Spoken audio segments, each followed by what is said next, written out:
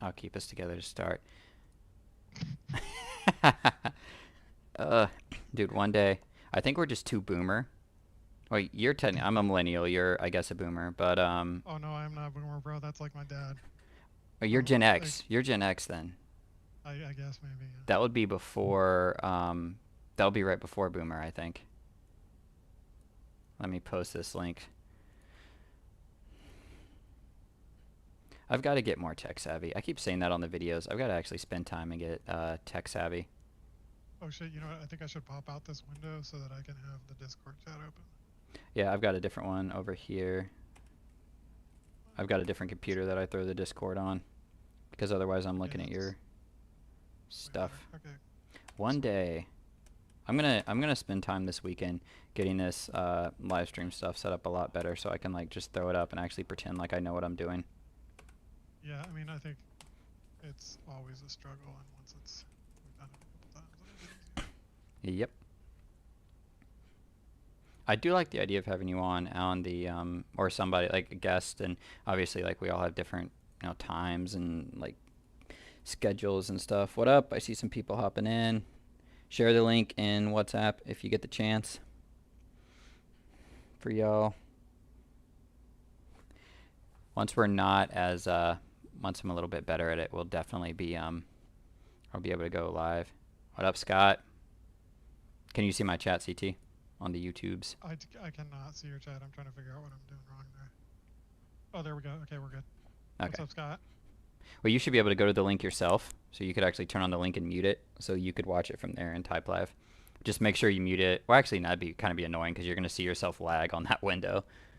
Yeah, I'm just gonna talk to people in chat. I think. Yeah. Okay, cool. What up, little curbster? So we're watching both Discord and YouTube. YouTube's easier because we're kind of looking at that and we have it on our screen. And I have to look over to see that. Cheers, man. We'll do a toast in a minute. Yeah, good evening, little curvester and Graph. What's up, guys? Good to have y'all here. Friday, fireside. How was y'all's weeks? Decent weeks? Yo, What's up, yo. Steve? Steve, the man. This guy came back from 20 grand down to green. That takes some discipline. Learned a lot. Although I Nice. think that's like old hat for him, right, Steve? Scott. He's like, What's that's up? just a Monday. He's like, I do that every Monday just to stay in practice. It's like, I'm going to start every day pretending I'm like down. So then when I come in, it's like, I'm just going to say I'm down every day. Because then if I Keep it am, challenging, it'll dude. be easier to like make money. Because then I'm going to have to trade smart. Hey, hey, PC Gamer. What up? Ron, what's up? We'll let a few people get in and then we'll go. We'll kick it off. What all did you learn? It was a week for discipline actually. Like I felt as just a random thing before we get started that it was CT like a there were difficult parts of the week and you had to be disciplined to like consistent to have a good week. Like I could have easily given up and like got wrecked this week. Even though there was some massive down moves and opportunity to make money, it was very easy to get just destroyed this week. Yeah, you really had to be patient this week, I think, and I think that since all of us are trying to get a little bit more picky with the trades we take, it's kind of a perfect week for that, and especially, I mean, I feel like Gator, like we kind of came up in a time when like the first 15 minutes of the day you could just crush super hard, and it's totally hasn't been like that the past week or two, and Hmm. so it's really given us an opportunity to like learn how to chill the f out like for those first like 10 or 15 minutes, which is tough. Mm-hmm. It was like it is a different style of trading, little Curbster. It really is. It's weird because it's like you have to. Well, it's not. It's patient pivot. Yeah, to play the longer positions. It's like you almost have to. The play just isn't developing in 3 minutes. It's like the easy trade isn't there. And used to, you could be right or wrong, But now it's not, and then you could turn around and play the other direction. So it's like, oh, it was either going up or down aggressively, and it was very rarely going sideways for like 10 minutes. And right now, like you could sit there for 10 minutes, and then that last 5 minutes of the first 15 minutes is when you start making money. At least I think that was about how it was for me. That's how it felt.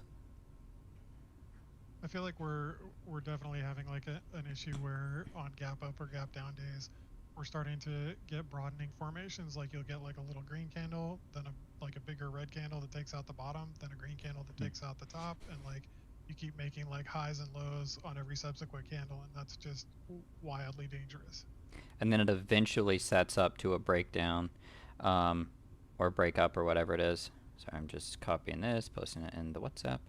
Um, so to answer your question, just make sure no one else has posted this.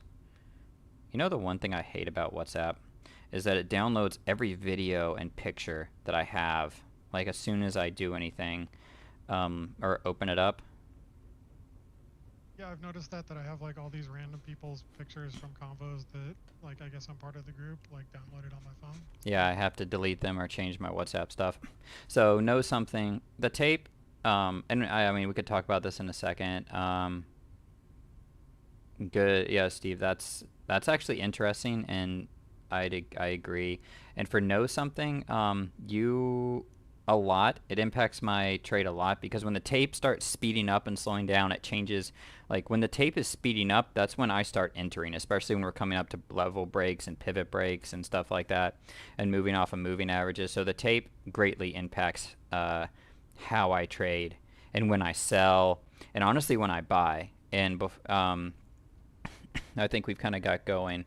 So I will, I'll, in a second we'll start, but just as a quick, for those who are here a little bit early, like one thing I do, and I've talked about it in videos past, is like when I get a flushing bar, I watch the tape, and the tape will kind of tick up one or two or three, and it'll level out for about a second or two, and it might be 5 seconds. You're kind of like zoned in. I don't know how long it is, but it'll kind of zone for a second. Whenever the zone happens, that's usually when I enter for the continuation short, is when I get that lull in the tape. And then the tape speeds up again because you're getting that continuation, or it bounces against you and you're instantly out if you're me. So the tape greatly impacts how I trade, especially Yeah. as a scalper.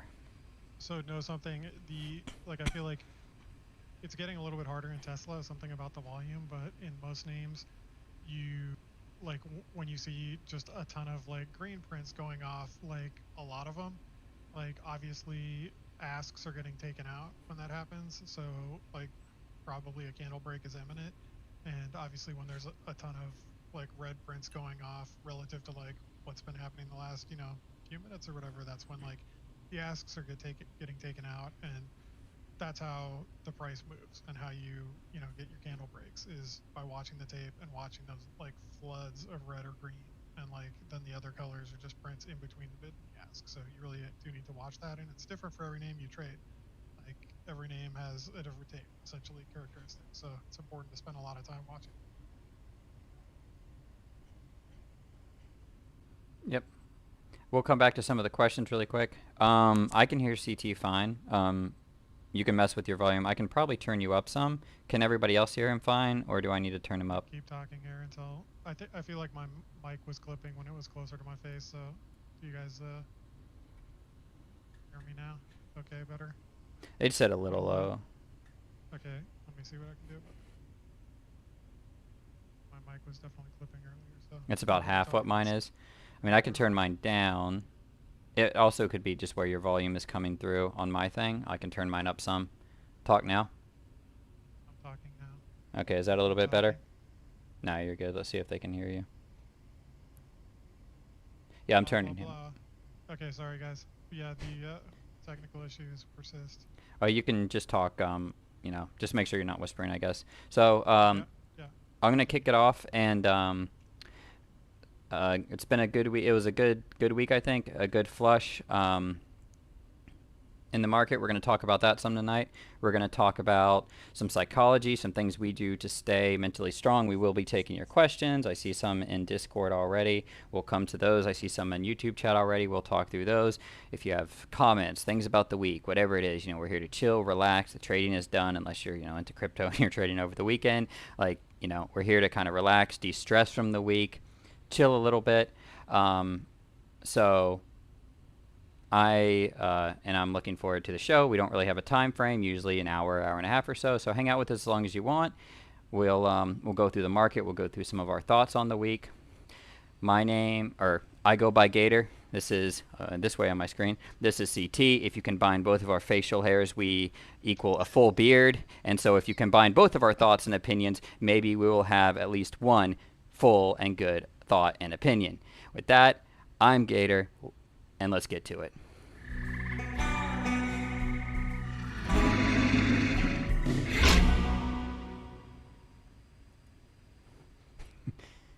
Cheers to the week. Guys, Cheers. cheers to the everybody. week, everybody. Ting. Ting.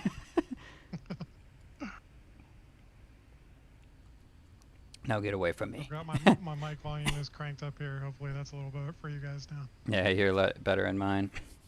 Okay, Nice, cool. cheers. So, CeeTee and I got, let's see, do we want to go through, do you want to hit what you do first? Let's see what questions we have. We'll take a few questions, just so we don't forget and come back to them.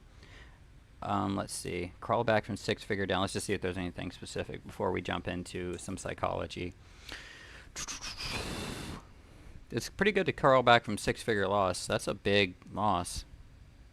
And to come back, that's solid trading. Coming back from a loss, in my opinion, is like almost better than just trading good and having it easy, because it takes so much mental discipline to actually come back from a loss.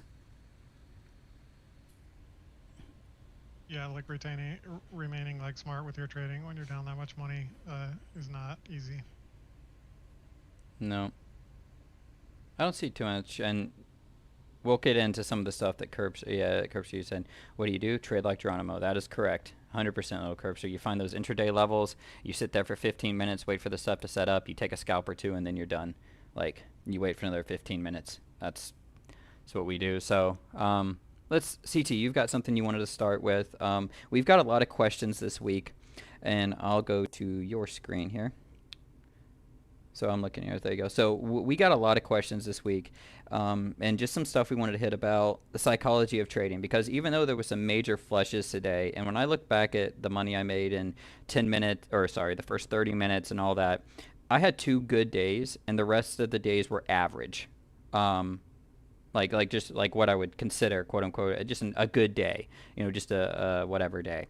So it's not like it was super easy, and I know some people had some hard times. So some people were writing us and asking questions about, our psychology. How do you handle this? How do you handle that? And CeeTee, you can kind of get into that a little bit more, but we wanted to start off with talking specifically about success and measuring success. So, you can kind of take it from here, and we'll go.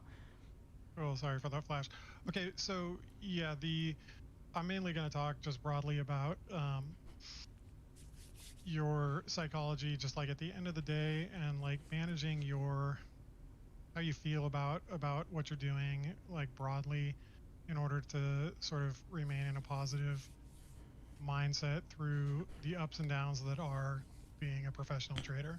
I mean, red days are just part of the job, and we need to keep in mind that if we don't deal with those in a healthy way, they're going to negatively affect our trading.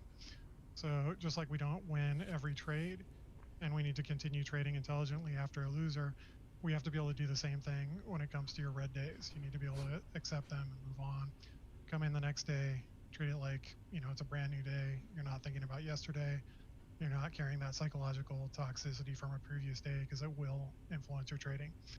And in my time trading, one of the things that I've really learned to do is frame my success in broader time frames, because really trading can be a roller coaster. Like, even if you've had a week of solid green, you get a red day and you're not feeling good about what you're doing at all. So that's tough.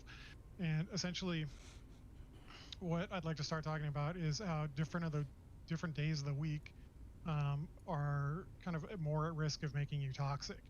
So, like Monday, Tuesday, and Friday, in my opinion, have the potential to make you super toxic.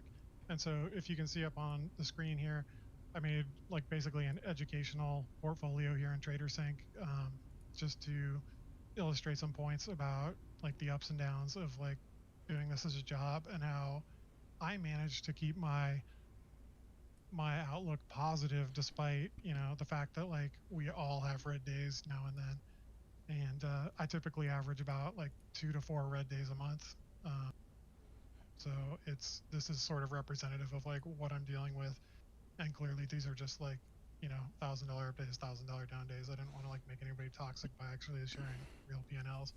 A lot of people had rough weeks. So um, Monday, like let's look at this week here. Like we've got an entire week of green here. So great, you're feeling great about everything. You could conquer the world. You come in on Monday, you have $1,000 down day, and you're thinking like, wow, I just dug a hole for myself. I'm starting the week in the hole.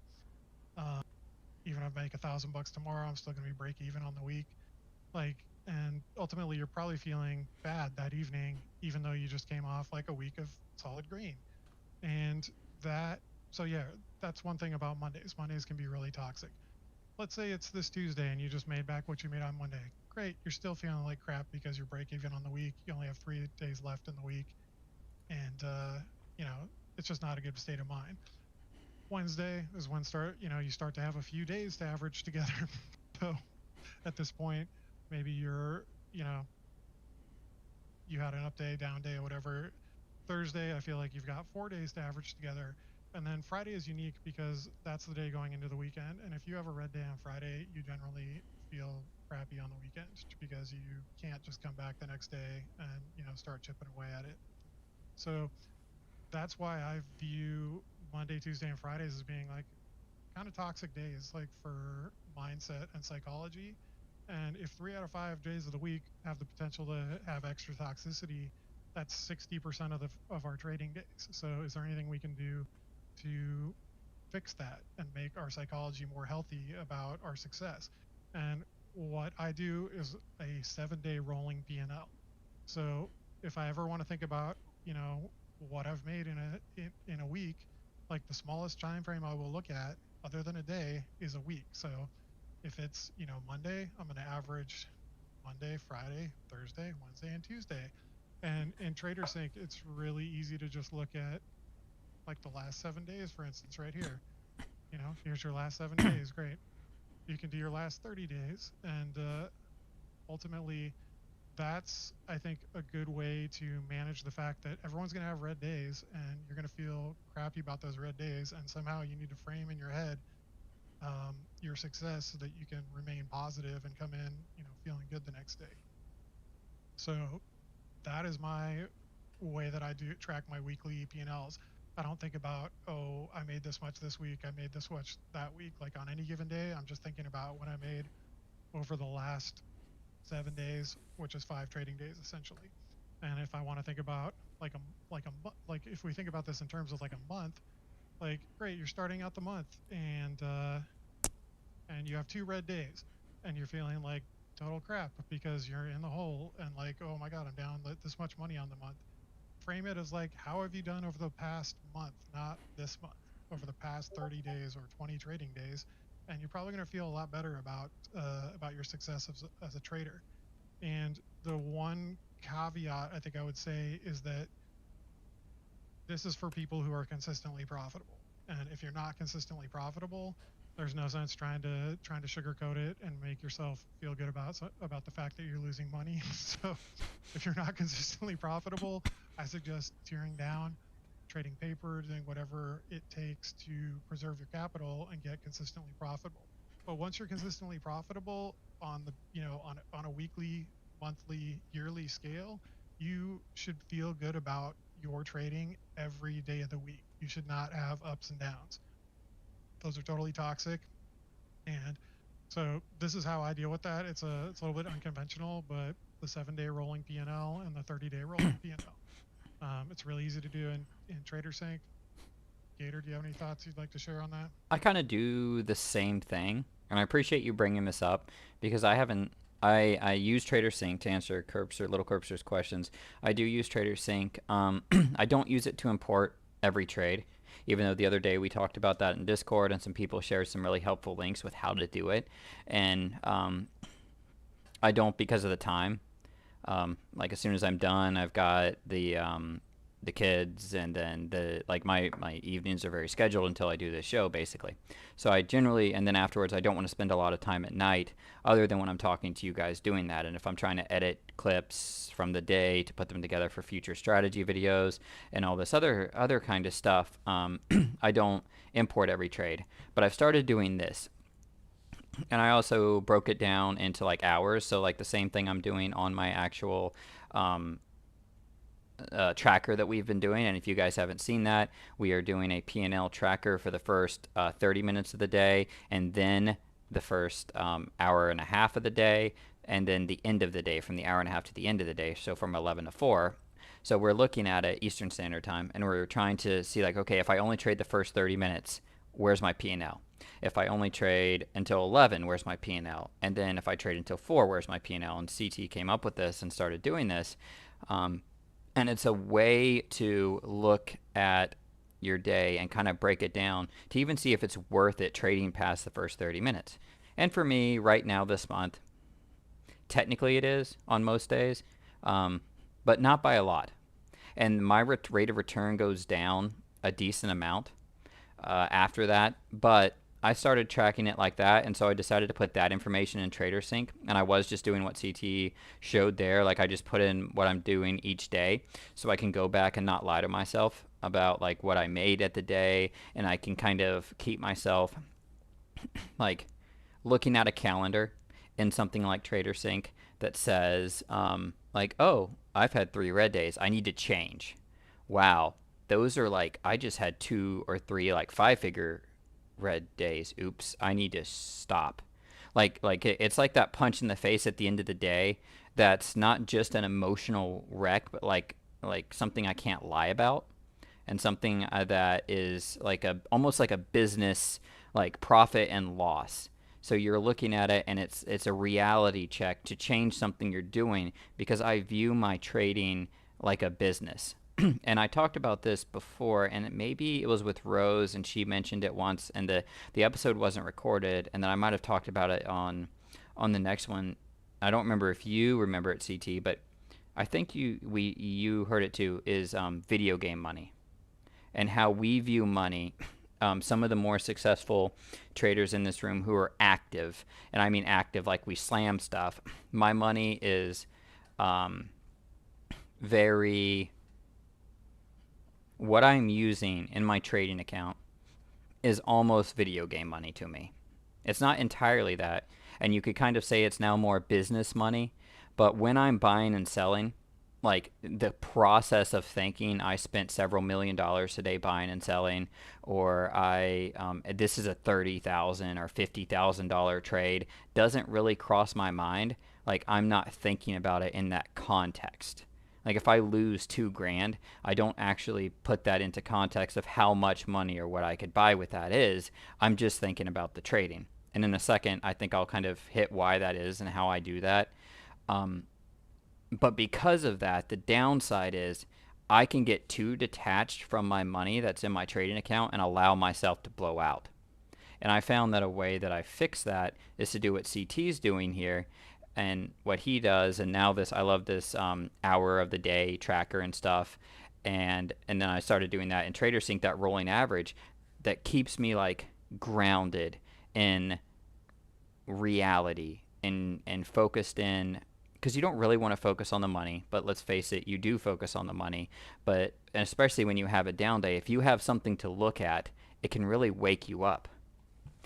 And Curbster, I don't know if it was you or Little Curbster that posted this, but let me jump over to my screen.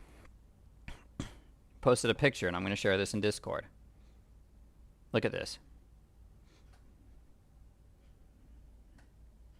This right here is what you all need to be keeping in mind when it comes time to lock in your day, and rather than trying to chase those like huge days, which can so often lead to you giving back your day. is that this consistency right here is how at the end of the year you have a nice fat P&L. Do you know, like, there's been days when I've been up, like, between the two and $5,000 mark, and oh, you're good. I'll move it out of the way. I'll respell that. We'll give you a pass, Yeah, Cody. you get a pass. You get a pass, little curbster. But like, and I'll Your post typo this. is now preserved Yes, for eternity in a YouTube yes. video. It's like we will forever know that it was you. But like seriously, in Ilo's perspective, it's like I don't think $3,000 a day is a lot sometimes, like when I'm trading, because I'm like, oh, it's just this, and I just keep going. Well, if I just made 3,000 and log off, that'd be, I mean, that's more than what's on here, but that's between eight and something $100,000 a year if I do that a day. And there's almost never been a day when I haven't hit this number in the last, even today. So I had a red day today. I'll talk about it. I came back, I misclicked. I'll talk about it in a little bit, and I actually went red. Um, and I was actually up about 3 grand before I did that. Um, and I just kept going. And I wasn't toxic, I wasn't anything else. But just look at that. Yeah, Peacock. Like if you think, and Brad W, I don't know if you're watching this, but you posted in you were chatting with me, and I'm sorry, I don't actually check WhatsApp, guys. I turn the notifications off. I try to get on it when I can. I don't get notifications for it, so if you do message me there or you see stuff, I don't actually see most of what's posted there. But like if you can do this a day, 2,500, doing the C strategies and doing like some Geronimo breaks, like every single day, I don't have the slightest bit of doubt I can make this a day doing this. The problem is I try to do like half of this in a day, and that's when I get problems, and not realistically, but like, I'm trying to get 5 figures. Like you don't need that. Like you start making more, and then you think you have to size up, and you think you have to have that 12,000, that big day. But that rolling 7 day P&L, like to use to combine what CeeTee did with this, if your rolling 7 day P&L is in any of these numbers, look where you're going to be at the end of the year. This is why corrected copy. Thanks. There's the corrected copy. So I'll move this one and take that one. But that's why your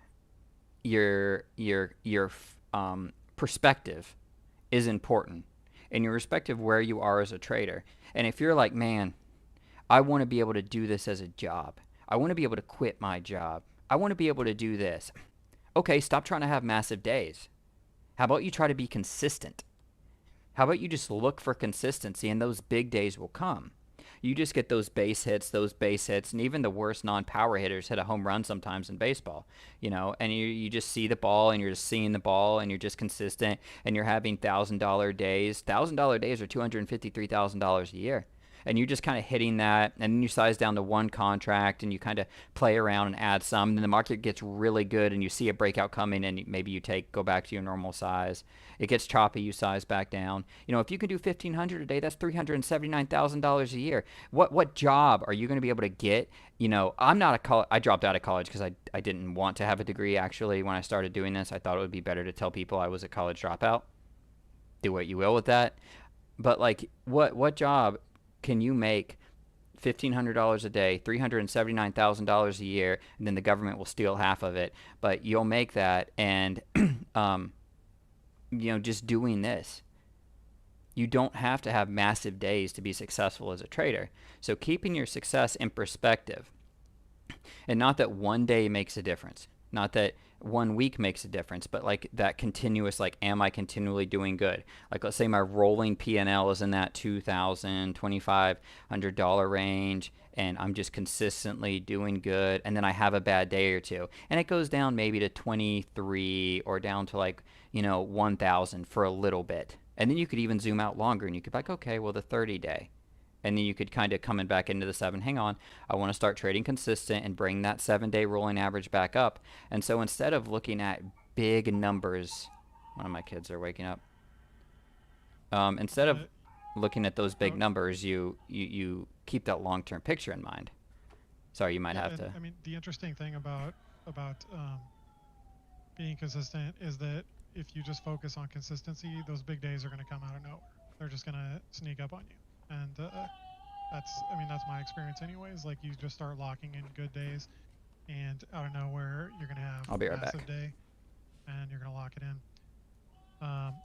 Tried to adjust my audio settings. Hopefully that's a little bit better for you guys. But yeah, in my experience, the focusing on consistency is how you're gonna get yourself to having those big days. Wow, Sufyan, you know what? I think that it might be my webcam microphone and my headphone isn't working, and I need to restart according to Skype, which is obviously not going to happen mid broadcast. So,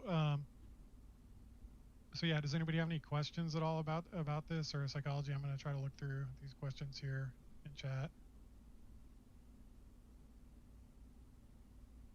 But yeah, for me, the I find myself to be like I really do feel kind of awful after a red day. So by zooming out, like what Gator's talking about, and like thinking about the big picture, it can help me come into the next day a lot more positive.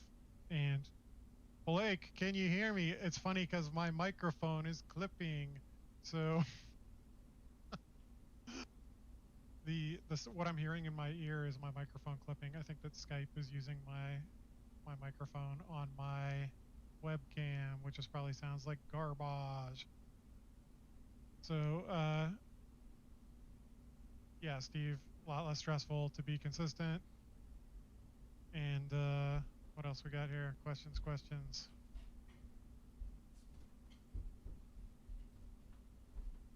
Not seeing a lot of questions here. So yeah, the Bam. there seems to be a great debate over whether I'm okay or not with my volume. You're good. Just tell everybody to turn it up. Yeah, you're fine. Other people have it turned and stuff, and different people's audios are different, so you're good. Yes, Graph. Little Curbster just posted it. And so the point of what we just said, and I don't know what CeeTee said, obviously, when I ran up to get the nugget. But that is how I remain mentally there when I have a red day. And that's how I kind of keep focus as a trader, is what CeeTee's showing right here, a calendar. And if you're like, TraderSync's free, or they have a free one, but you could use that, you could pay for it. You could use just a regular calendar, and you could stick it on your wall here. You could use a PDF. You could do all kinds of stuff. That would be a You good. don't. It takes like literally 30 seconds at the end of the day to export your trades, and then click import in TraderSync. This doesn't take any time, Mm-mm. especially if you do it every day, so it can show your time of day.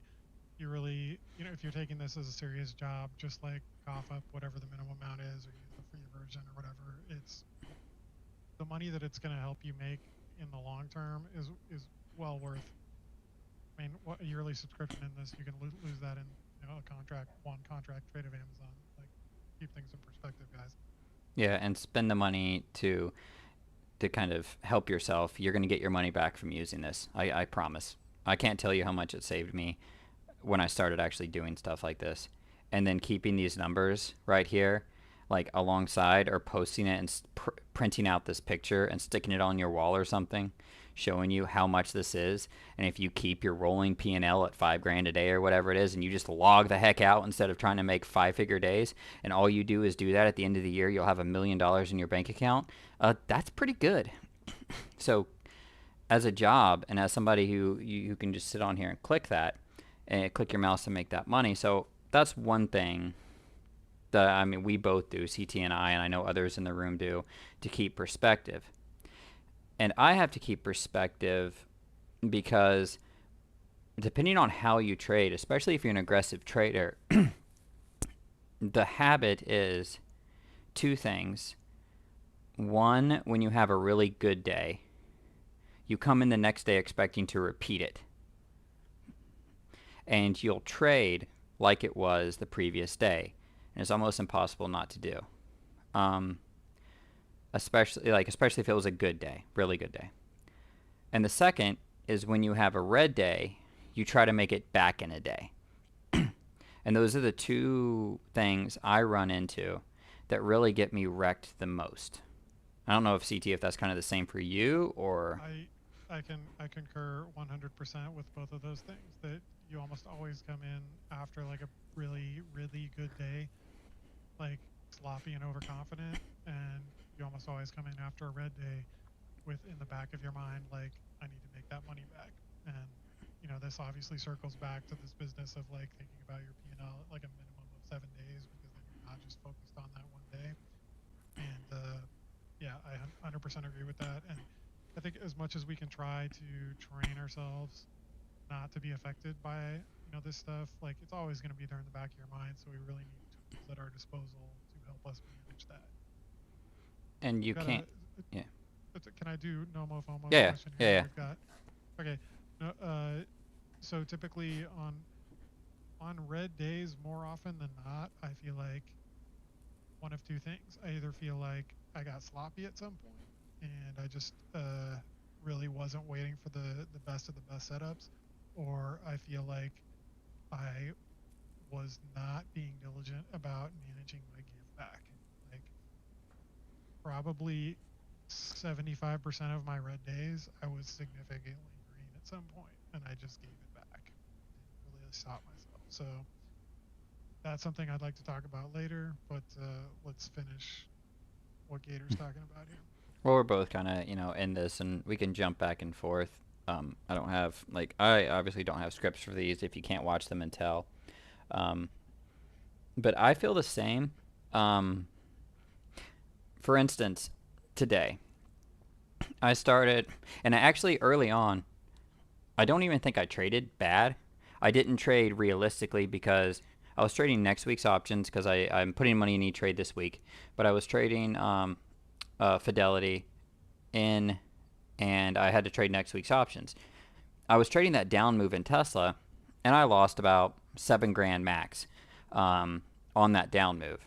And yesterday, I'm not going to say what I made, and to say why I'm not going to say what I made. For some of you guys who are watching yesterday, I generally on this channel, we and in the Discord, people who make a decent amount regularly don't talk about what they make because for some people it's toxic, and we try to do the best we can to help people remain mentally strong while they're trading.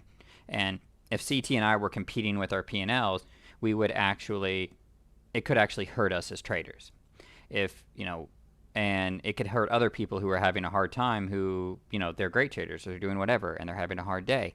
So we don't share it. For guys who are coming up, it doesn't actually hurt because, for me, I said this to CT before the show when we were talking about it. Like, if I see Kelly in the VTF, trading, I have no expectation of making what he's making. Like, I'm not on his level. I'm not competing with him. The amazing Mr. Melnick. If he is there, I'm not trying. If he's like, yo, I made 6 figures today, that wouldn't bother me. I'd be like, heck yeah. In the same way, some of you guys who are watching to see me or CT, and I don't put us in the category anything like that. But if we were trading and you saw us, oh yeah, you guys are making good money, it wouldn't bother you. But sometimes for the people who are around your level of trading, and especially if they trade with you regularly or they had been having success and then go through a hard time, it can drag them down more because they feel like they're an extra failure because you're doing something and they're not. So that's why we don't talk about P&Ls. So I will avoid the actual numbers. But I had a really good week and a really good Thursday. And then I came in and it was on the down move in Tesla. And today, same thing happened. Tesla went down. I traded it very similar to how I traded it Thursday. You know what the difference was? They were next week's options. And the way they were moving was different. They weren't moving the same. And I found it, I was like, it was just my timing was off. I don't know what it was. But I was just like, man, I lost on that. Maybe I'm holding too long. I'll sell quicker. No, that didn't work. And I just couldn't figure it out. So I was down 7 grand. I was like, son of a gun. Oh, well. And it was just okay. And I realized that what I was doing wasn't working. I was like, okay, I've got to change. So instead of doubling down and sizing up and doing all this, I was like, let's stop. and then I made a little bit back, and I was on the mic, and I'm like, well, I'm down 5 grand right now. And it took me doing what CT what CT says. When I have a red day, I feel like I'm trading like a sloppy or something happened. So I actually was very clear at that point in the day, and I traded very smart. I came in, I slowly chopped back, and by 11 o'clock, I was like $500 green, and then I got up to like a little over $2,000 green, and then I walked away, and I was done for a while. And then I came back, and it's snowing here, but it's not the nice snow. It's like the wet snow, and I wanted to go hunting, and I couldn't go hunting. I could, but it's like, yeah, I don't want to freeze, and a lot of stuff. So instead, I got back on and ended up giving back and went down. So at the end of the day, I was watching Tesla. I watched the stochastics. I was watching this stuff. I saw some people in the VTF talking about it going up, and I was like, I'm pretty sure this is going to run at the end of the day. But I'm going to load calls and puts just in case. Stupid. I'm going to load calls and puts just in case, and I'm going to load 30 of them. And I loaded 30 of both of those sons of guns. And I was just sitting there waiting, and I was waiting. It was flagging out, and I was waiting for it to break a certain level. As it broke that level, buy. I clicked buy, and let me tell you, when I say it was perfect timing, I hit that timing when the level 2 started speeding up. Absolutely perfect. But I clicked the wrong window, and I bought puts. As Tesla was running up and lost 4 points in a few seconds. And I was like, oh, wait, what? Oh, crap. Sell, sell, sell.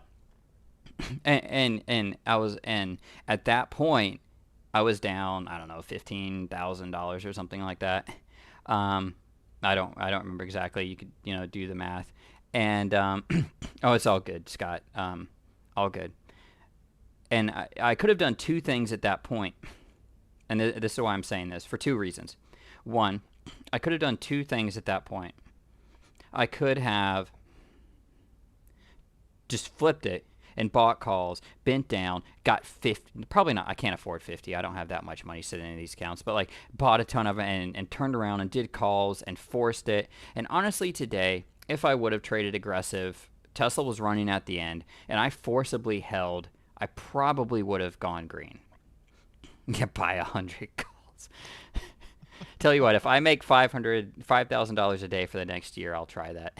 But no, probably not. But instead, I screwed up. I had the right trade. I did the stuff. I just misclicked. It happens. Oh well. I got up. I got a cup of coffee. I came back. I was kind of tired because I had done some stuff, and I just didn't. I wanted to go do something else. I'm like, I'm bored. I'm gonna go trade. And I wasn't entirely. I wasn't toxic, but I wasn't entirely clear-headed when I sat down to make the trade. So instead of actually, sorry, go ahead. Yeah, so just speaking to that mistake, I find that you really have to be careful when you come back in the mid-afternoon, maybe especially on a day when you're up money, that you sometimes think, oh, I'm just taking some small tier trades or whatever, and you're not maybe 100% focused, you're doing other things, watching your charts. You see something that catches your eye, you jump in, and I've had times when I'm highlighting the quantity and trying to change it from a default of 20 down to a default of 2, and lo and behold, I just accidentally bought 202 instead of buying 2. So the problem with coming back later and with trading when you're not 100% focused is you might be thinking you're taking a small tier trade or doing something, and it's not a mistake with your trade or your entry. You might just make a technical mistake with your platform that can cost you dearly. Mm-hmm. And the trade I was just talking about, I gave back a 5-figure day. No, I'm sorry, a mid 4-figure day, with one trade, just with an error of thinking I was taking 2 contracts, and I took 202 contracts. I was in Boeing or something a year ago. And so you really got to be careful when you come back later in the day and you're not I think most of us are hyper focused in the morning and we're really on it. Not that we don't sometimes buy calls instead of puts in the morning too, but later in the day, I think you can be especially susceptible to making those little errors like what you're talking about, Gator. Yeah. And it's possible. And some people, I don't mind showing my flaws, and I totally just made a what you would call a rookie mistake. It was oh, oops. And it's fine. But at that point, I could have let my day go 2 or 3 ways. I still had about 15 minutes left in the day. I could have just, turned around and just slammed it in the other direction and started, and maybe I would have done good. Maybe I would have dug myself a deeper hole. Instead, I stepped away and then I sat back down and I was like, okay, let's pretend this is the next day. I looked at my P&L tracker for the week and I'm still very green on the week. And I was like, I looked at my 7 day average. I've got Trader Sync, and I looked at the stuff. I'm like, okay, like I'm fine. Like this was stupid. You had the right trade. You're barking. You just did this. Just find the next trade and just trade from there. And I made a few grand, and I chopped a few grand back, and I'm still red. But I was fine with that. And one of the things that helped me be fine with that was I had that longer perspective view of my trading. So I had a great day yesterday. And now today, I was just like, okay, like I know I gave it back. I know it could have been better. But I'm not thinking, oh man, now when I come in Monday, I'm going to be, and now anything I make is just making back what I already had. Like I'm not going there. I'm not letting myself go there because I've been there before and I know what that leads to. It leads to a red day on Monday. I was just like, hey, any money I make back now is not a day I have to make back Monday. Few smart trades, chop some away. And then I felt really good because I actually made a few good trades at the end of the day. And even though I was red, I ended on good trades and I was like, okay, like, hey, that's fine. I'm still red, but you know what? I was trading good. I'm not mad about how I traded today. I traded smart and intelligently earlier. I know the mistake I made later in the day. I'm going to check myself in the future. And, I chopped a little bit back, and that's fine.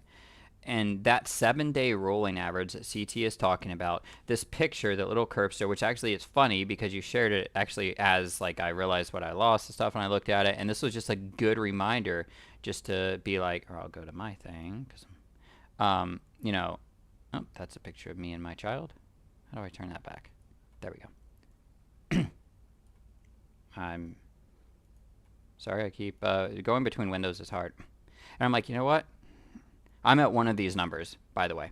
So I'm not gonna and it's like, oh, I'm right here. Who cares? I'm right here. Let's just say, on the month. That's a pretty good year. It's more than I made at my old job, and the month is just getting, and the year's just getting started. And I traded intelligently today. I didn't overtrade when I was down early in the morning. I wasn't.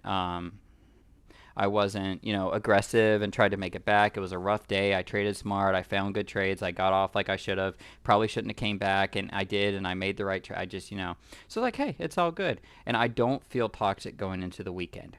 And one of the things that helped me is what CeeTee is talking about, looking at that long view of my trading and that 7 day rolling average, or that month, and that kind of that extended time frame, as opposed to just focusing in on today and today's failures or successes.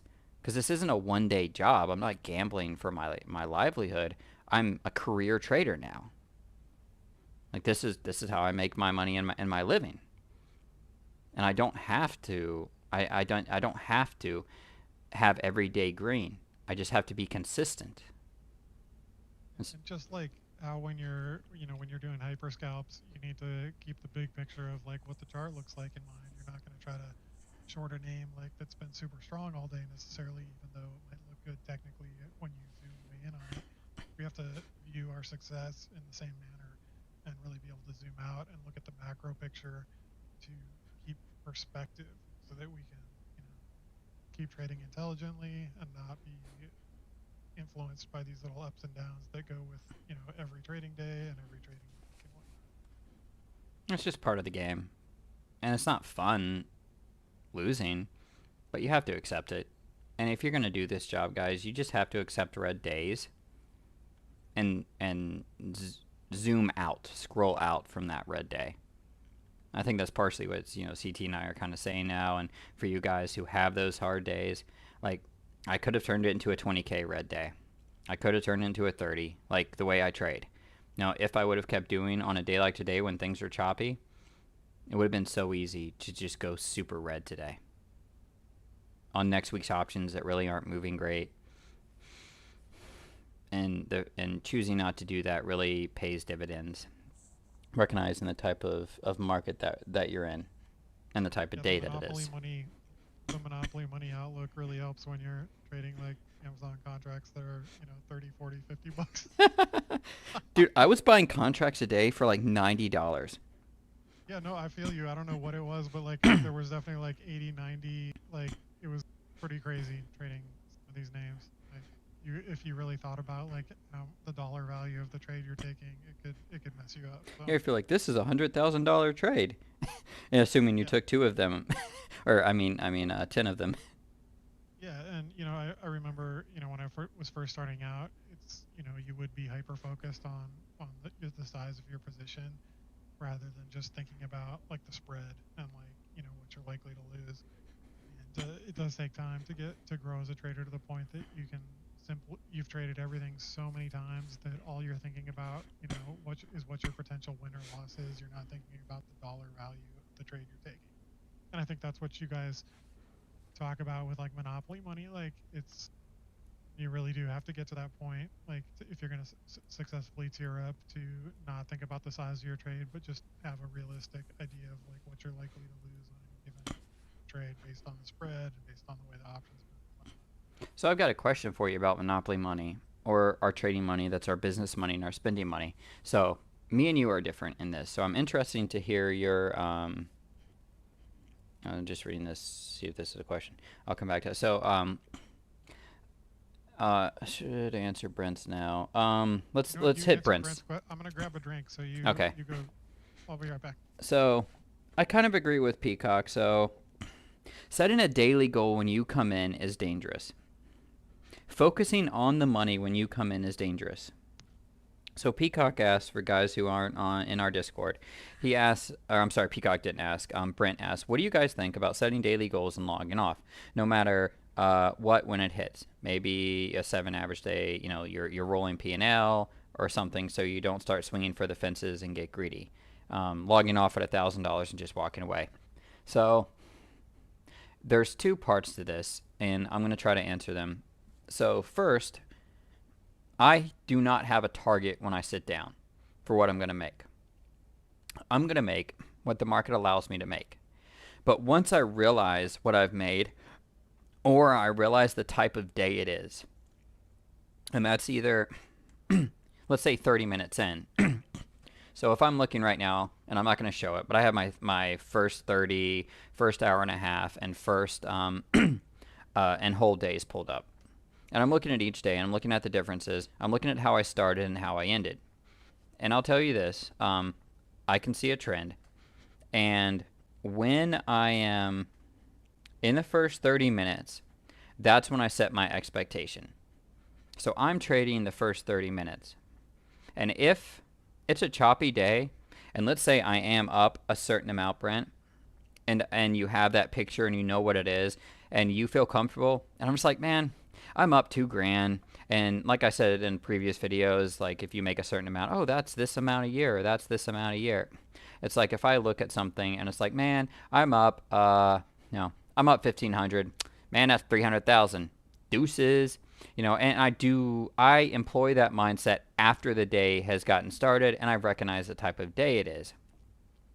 I then either turn off. I usually don't get off because I'm on here talking with you guys or something, but I'm either tearing down to one contract. And remember, I trade 30 contracts at Tesla plus. So I'm either tearing down from that to one just to kind of hang out and trade and talk and help people find setups, or I log off and I kind of protect. I'm like, you know what? It's just not worth it. It's not the day. I'm going to wait and see how the market sets up. And at that point in the day, let's say 30 minutes in, when I've decided what battlefield I'm on, I'm like, okay, at this point, I'm not trying for more. I'm not trying for less. I'm going to see if I can find a good setup or two. And I adjust my day from there. When I sit down at my desk, all I'm thinking about, Brent, is like, okay, market's open, 2-minute high, 2-minute low. What are the Qs doing? Are these big bars in Tesla? Is this, and this? So I'm looking at the market, and I honestly don't think about my P&L at all. And after we get past this topic, I'm going to talk about how I do that. But what about your answer to what Brent asked? Yeah, so I generally I think maybe in the past 6 months or so, I'm starting to sort of take on that same style of thinking that you're talking about, Gator, where probably by 30 minutes into the day, you can sort of have a feel for what kind of day it is and whether it's worth like going for more or whether it's just worth it to log off. And really, every day is so different for the most part. I think as a beginning trader, I think that it might be helpful to once you hit a certain number just to log off because you're not really used to managing your emotions surrounding this stuff, and like you can get caught up in the elation of being up like a lot of money and start doing dumb things, and then when you start giving back, you're not able to intelligently manage your emotions and stop yourself from giving back.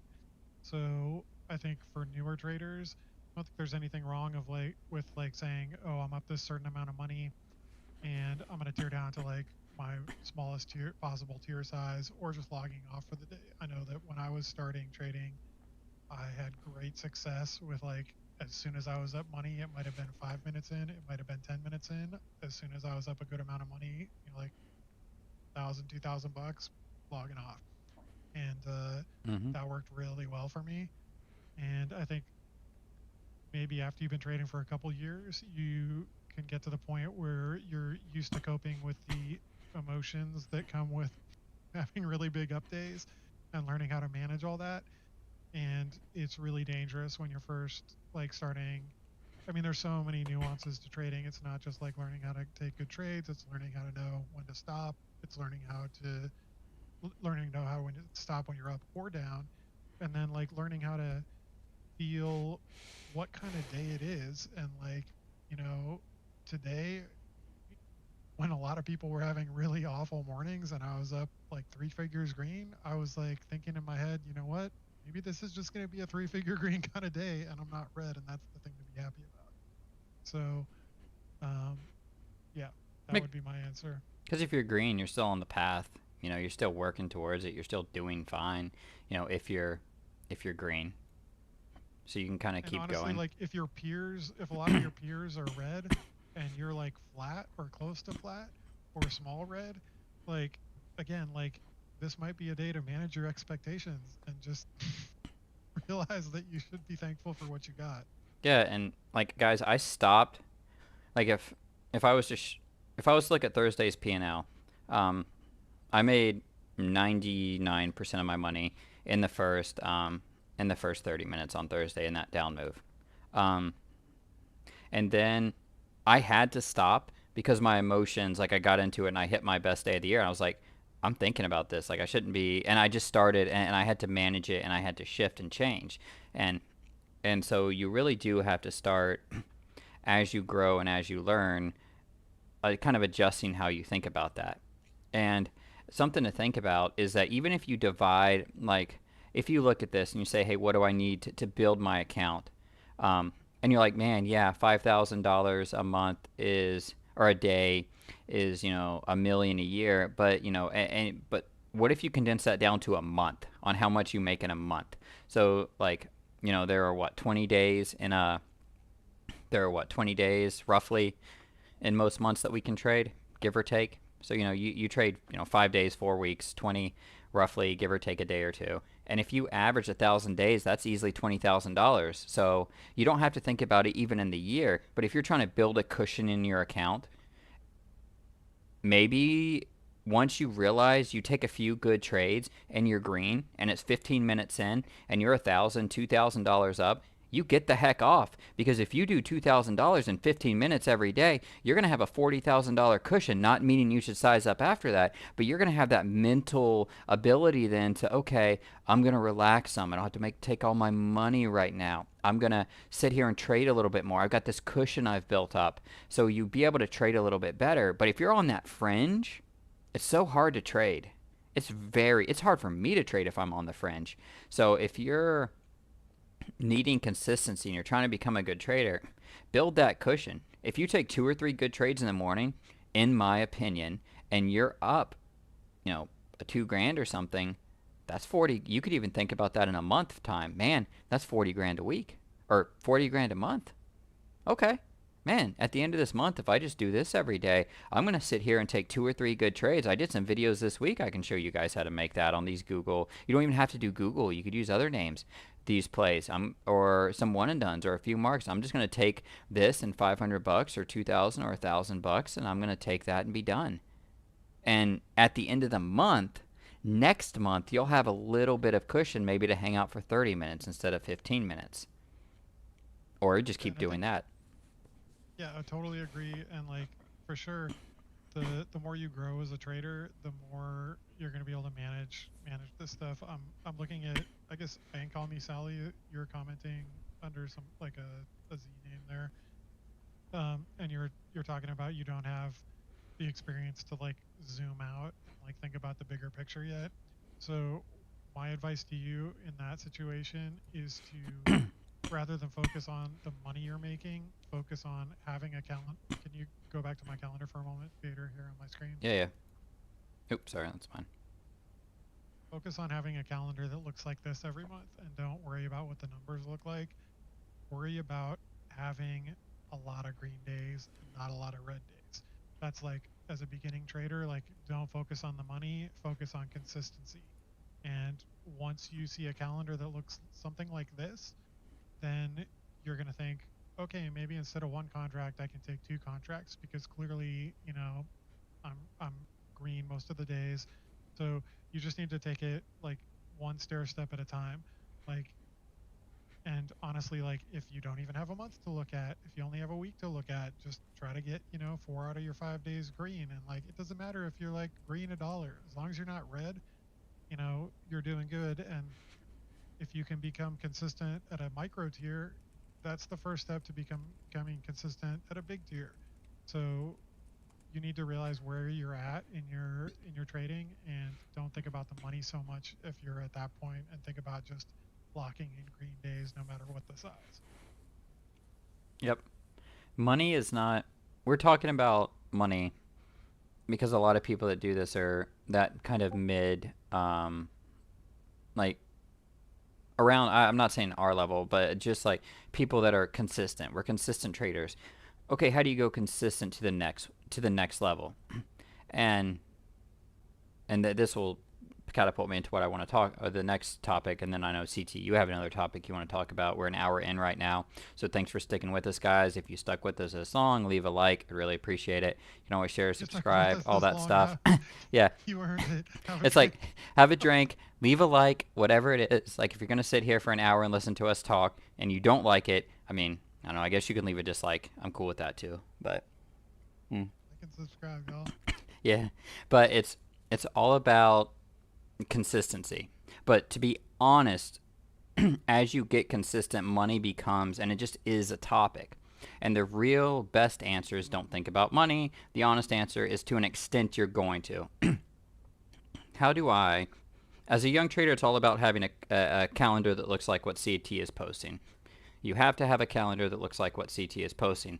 To Brent's comment in here, and I'm not looking at the other comments, but to what Brent said earlier, he's always scared that the day he loses or the day he leaves is going to be his biggest home run day. I'll tell you what, if you have consistent days, you don't give a crap about home run days. Like, I joke about missing the day Amazon splits because I'm going to be playing golf. I really don't care.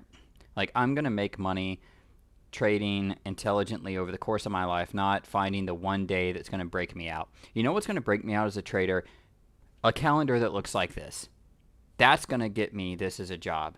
You know what's going to make me lose is hanging out, giving back my days, being toxic, you know, not hitting base hits, having a calendar with twice as much red, or those red days are massive, and losing perspective. That's going to keep me in a 40-hour-a-week job. Consistency is Yeah, going to get you to be a trader. I mean, managing that, like the FOMO of locking in your profits is huge. And um, there is never going to be a time that you can like step away from the market and you might potentially miss like some crazy opportunity. But I think that everybody in our community, anyways, um, will tell you that hanging out all day for the most part is not profitable unless you're able to just really be hyper disciplined and not take trades. And most people are not great at that.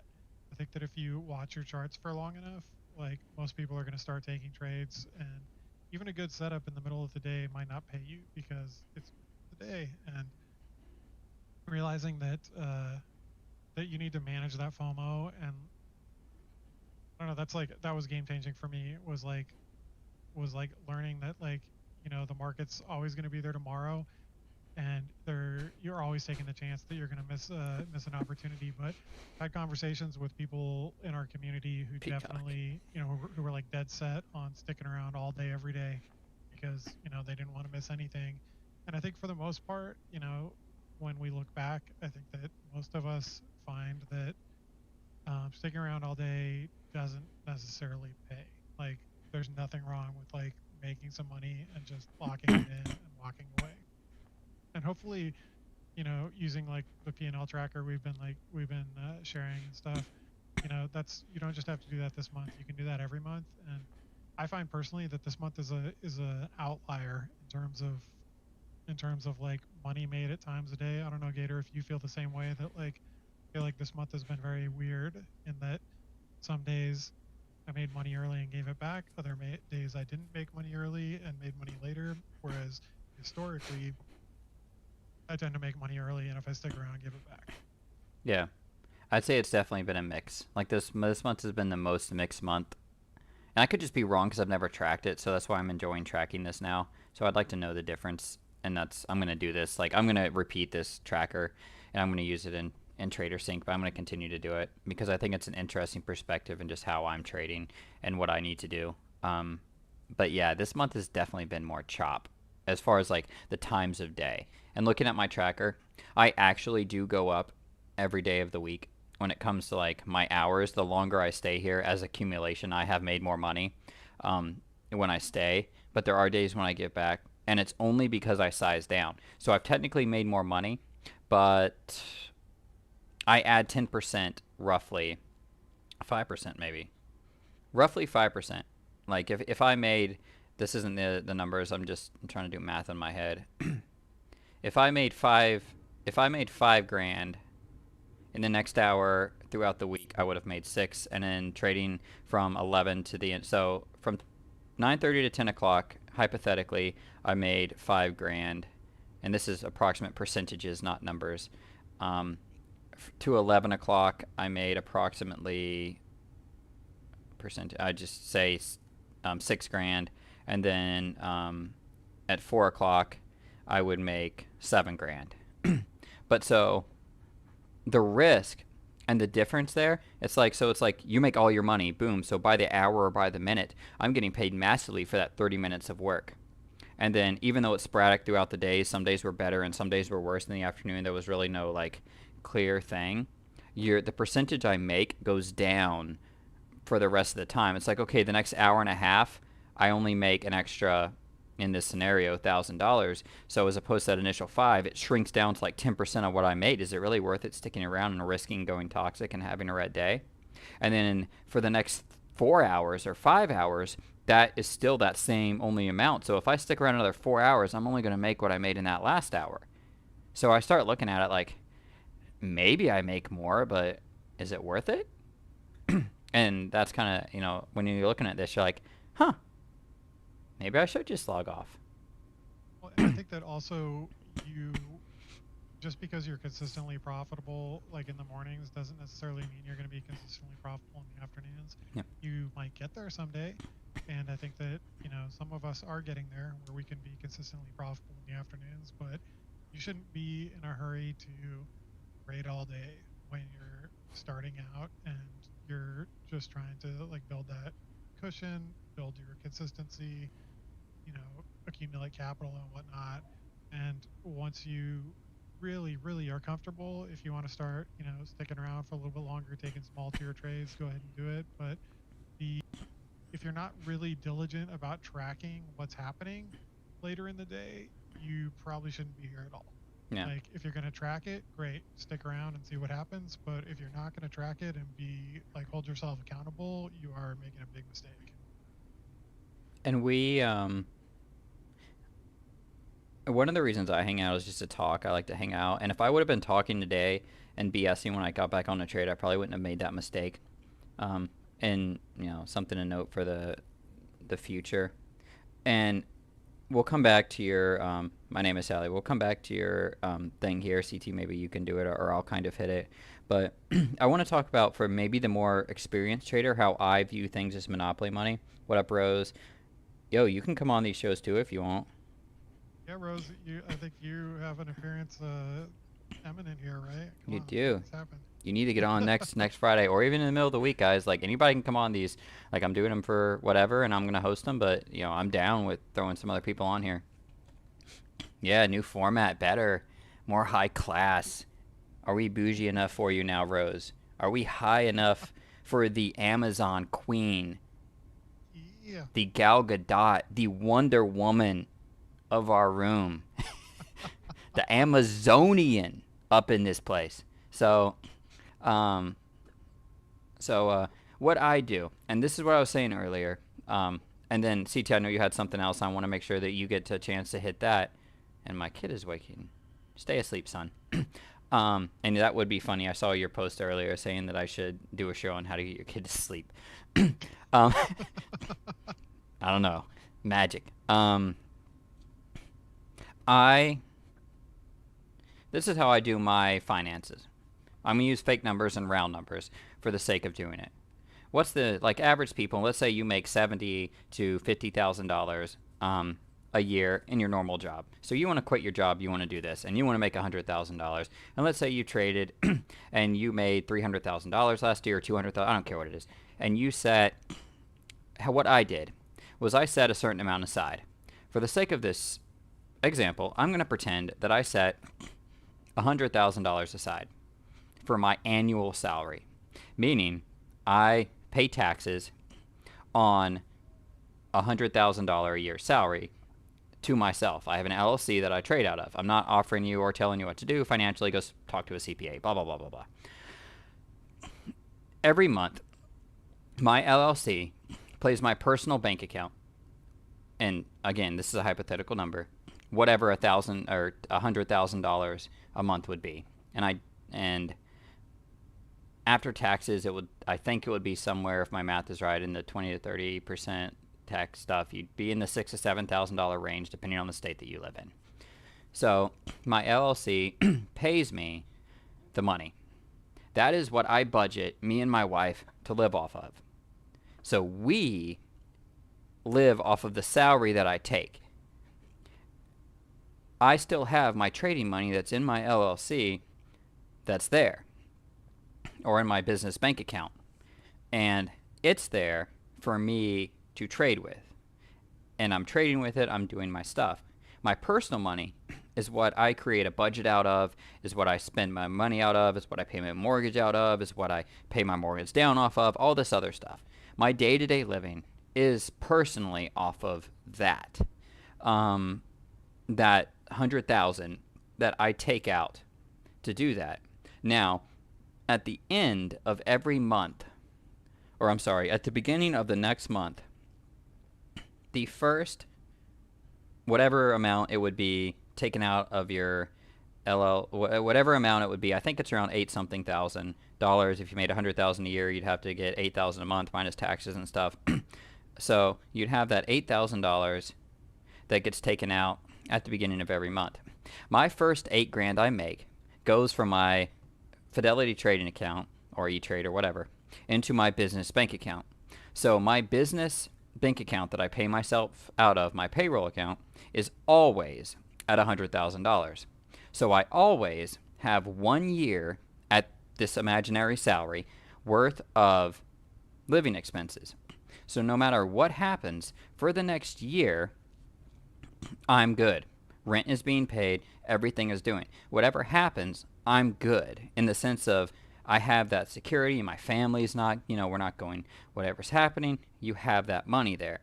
So that money is set aside, that money is there. I'm getting paid out of that. And then my business account is something else. And then I have that minimum I have to make on the month to kind of, be net positive and all that. That's how I personally allow myself to see my trading expenses as Monopoly money in the sense of video game money, to where I'm not thinking about the money. So my savings account, my business bank account that pays me is kept at that amount. So I have a year's worth of living at salary at a current expense. And then I'm day trading out of my account, which could be like, let's say hypothetically, you then had another 100,000 in here. I have a bad month and I lose $70,000. I'm at 30. Oh crap, this is the end of the world. This is all this. No, it's not. No, it's not. Because at that point for me, and I had this happen, this is why I started doing this way. I had like financial stuff happen and I was like, crap. So I set it up this way. So it was like, okay, I'm not going to transfer the 8,000 from my trading account this month into my bank account. That can just be drawn down. When I get back up, I'll transfer it down, and I'm just going to trade intelligently. I'm not worried about it. I don't have to make this money for the next year. So I have a year now to make $100,000 if I like, or 70,000 what I lost. So I could think about it that way in that drawn out perspective. And again, to throw this chart up that I'm on the wrong thing, to throw this chart up that I've been using. I'm not saying you do this, it's just what I do. And you look at this and you're like, oh, okay, what's going to get me that 75,000? Oh, oh. So you're telling me to make sure I'm still a day trader, all I have to do is make like this for the next year. So let's say I make $1,000 a day and I log off for a while, or I just happen to get a 2,000 and I log off for a while. Okay, okay. So for the next week, I'm just going to do 2 grand a day and log off no matter what. I'm not saying you sit down with that money in mind, but I'm just saying that's a way I personally make sure I can not have the pressure, like Rose is saying, on me to make the money now. I have a year of that saved aside. If I'm stupid and lose this money, I'm good. I can reset. I can take a week off. I can do something else. I can, talk to people. I can relax. I can get my mind right. I can fix what I'm doing wrong. I can size down. I can only make $300 a day because $300 a day is going to get me back there in a year. I know I'm going to get bigger, but I just have that small picture. I'm gradually sizing up. That is how I personally handle this as a full-time job. That is how I do it. I'm not saying that is right or wrong. And I want to see how CT does it because you've said you haven't done anything different. Now, you don't have to share if you're like, I haven't thought, No, I don't mind. I don't Okay. mind talking about this. It's interesting to me. So I think this is largely like personality based and Mm-hmm. based upon, and you might want to like keep your historical like trading record in mind. I think because I keep really close tabs on my P&L, like weekly, monthly, and whatnot. I personally am not prone to blowout days, and I know that I might be an outlier in that. I know that a You lot are, because I am. our peer, yeah, so a lot of our peers like for sure struggle with that, and because I'm not prone to like really big blowout days, I don't like the way I manage money is like if I have a really great day, if I make 15 grand, great, I'll like move 10 grand out of that account into like a different account, just to pay bills or whatever. And so typically when I have like really great days, I'll move some money out. But I live in the world of like the Trader Sync world. Like that's my world there. So I don't really think about how big my trading account is, and it's like probably my average big trade, like a big my biggest tier of trade is probably maybe a third of my trading account.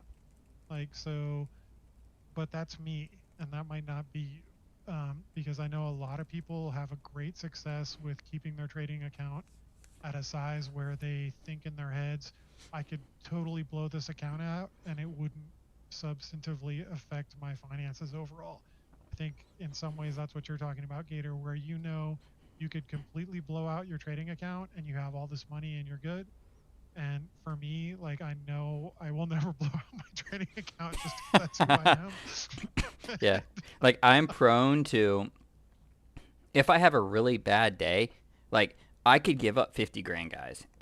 And I have not done that in a long time, but I've done that in a day. And I've had to rezone, and I've actually come back from a 40 grand down day. And I'll never do that again, I hope. I'm not going to get to that level. and I've started to stop it before then and stuff, but I am prone to that, and that's why I do certain things to correct it. And I've been focusing on trading smaller early, and you've heard me changing and trying to be less aggressive and technical and stuff. It's like I don't want to come back. It's like I'd rather just make that money by being intelligent. But I am prone to that. If I tilt, oh, I tilt hard, and I really am fighting to stop that. So it And is part of that's a that. very common thing. So don't beat yourself up. Like No, yeah. people who are listening or whatever, that's like probably the vast majority of people are prone to that. And so probably the smart thing to do is to play it safe, like, and do what Gator's talking about and what Rose is talking about in chat, and keep that money like aside, because you don't want to find out that you're like susceptible to that, like when your account is suddenly below PDT because you just blew it out. And then you got to go tell your wife, be like, babe, I got to take money out of our bank account because I'm an idiot. I haven't done that. I've been close to it, but you know, I'm a lot better now. Yeah, but I mean, it just speaks to the fact that like you really do as a trader, you need to like take the time to like to look back at what your trading history is, look at what your problems have been historically, and like find ways to keep those in check. And actually, I'm going to use that as, if we're going to go for a couple more seconds here, Yeah. I'm going to use Oh, that as a we got segue time. into what we talked. Okay, so um, something that I thought it might be fun to talk about is like reflecting back on the week. It's a Friday, whatever. Um, like things that we did well this week and things that we can improve on next week. And so for me personally, I feel like we've been talking a lot about getting more picky with like the trades we take, really looking for there to be more supporting levels and stochastics and things like contributing to our conviction, our setups, like hanging out in the morning until the market really picks a direction rather than just jumping in and trying to like make your day in the first 5 minutes. And I think I've really done a great job of that this week. Like I cannot believe how few trades I've done by like 30 minutes into trading. Like it's got to be a record like on a few days this week, and it's been smart. That's definitely the thing to do when we've got these sort of like early morning conditions. It's not like we're gapping up and running or we're gapping down and tanking. Like we've had a lot of like gap ups and gap downs with just like extended chop before the market picks a direction. So personally, I'm patting myself on the back for really getting patient with in the mornings and getting better at that. And something I have been struggling with this week is that I've been letting my P&L yo-yo kind of like crazy.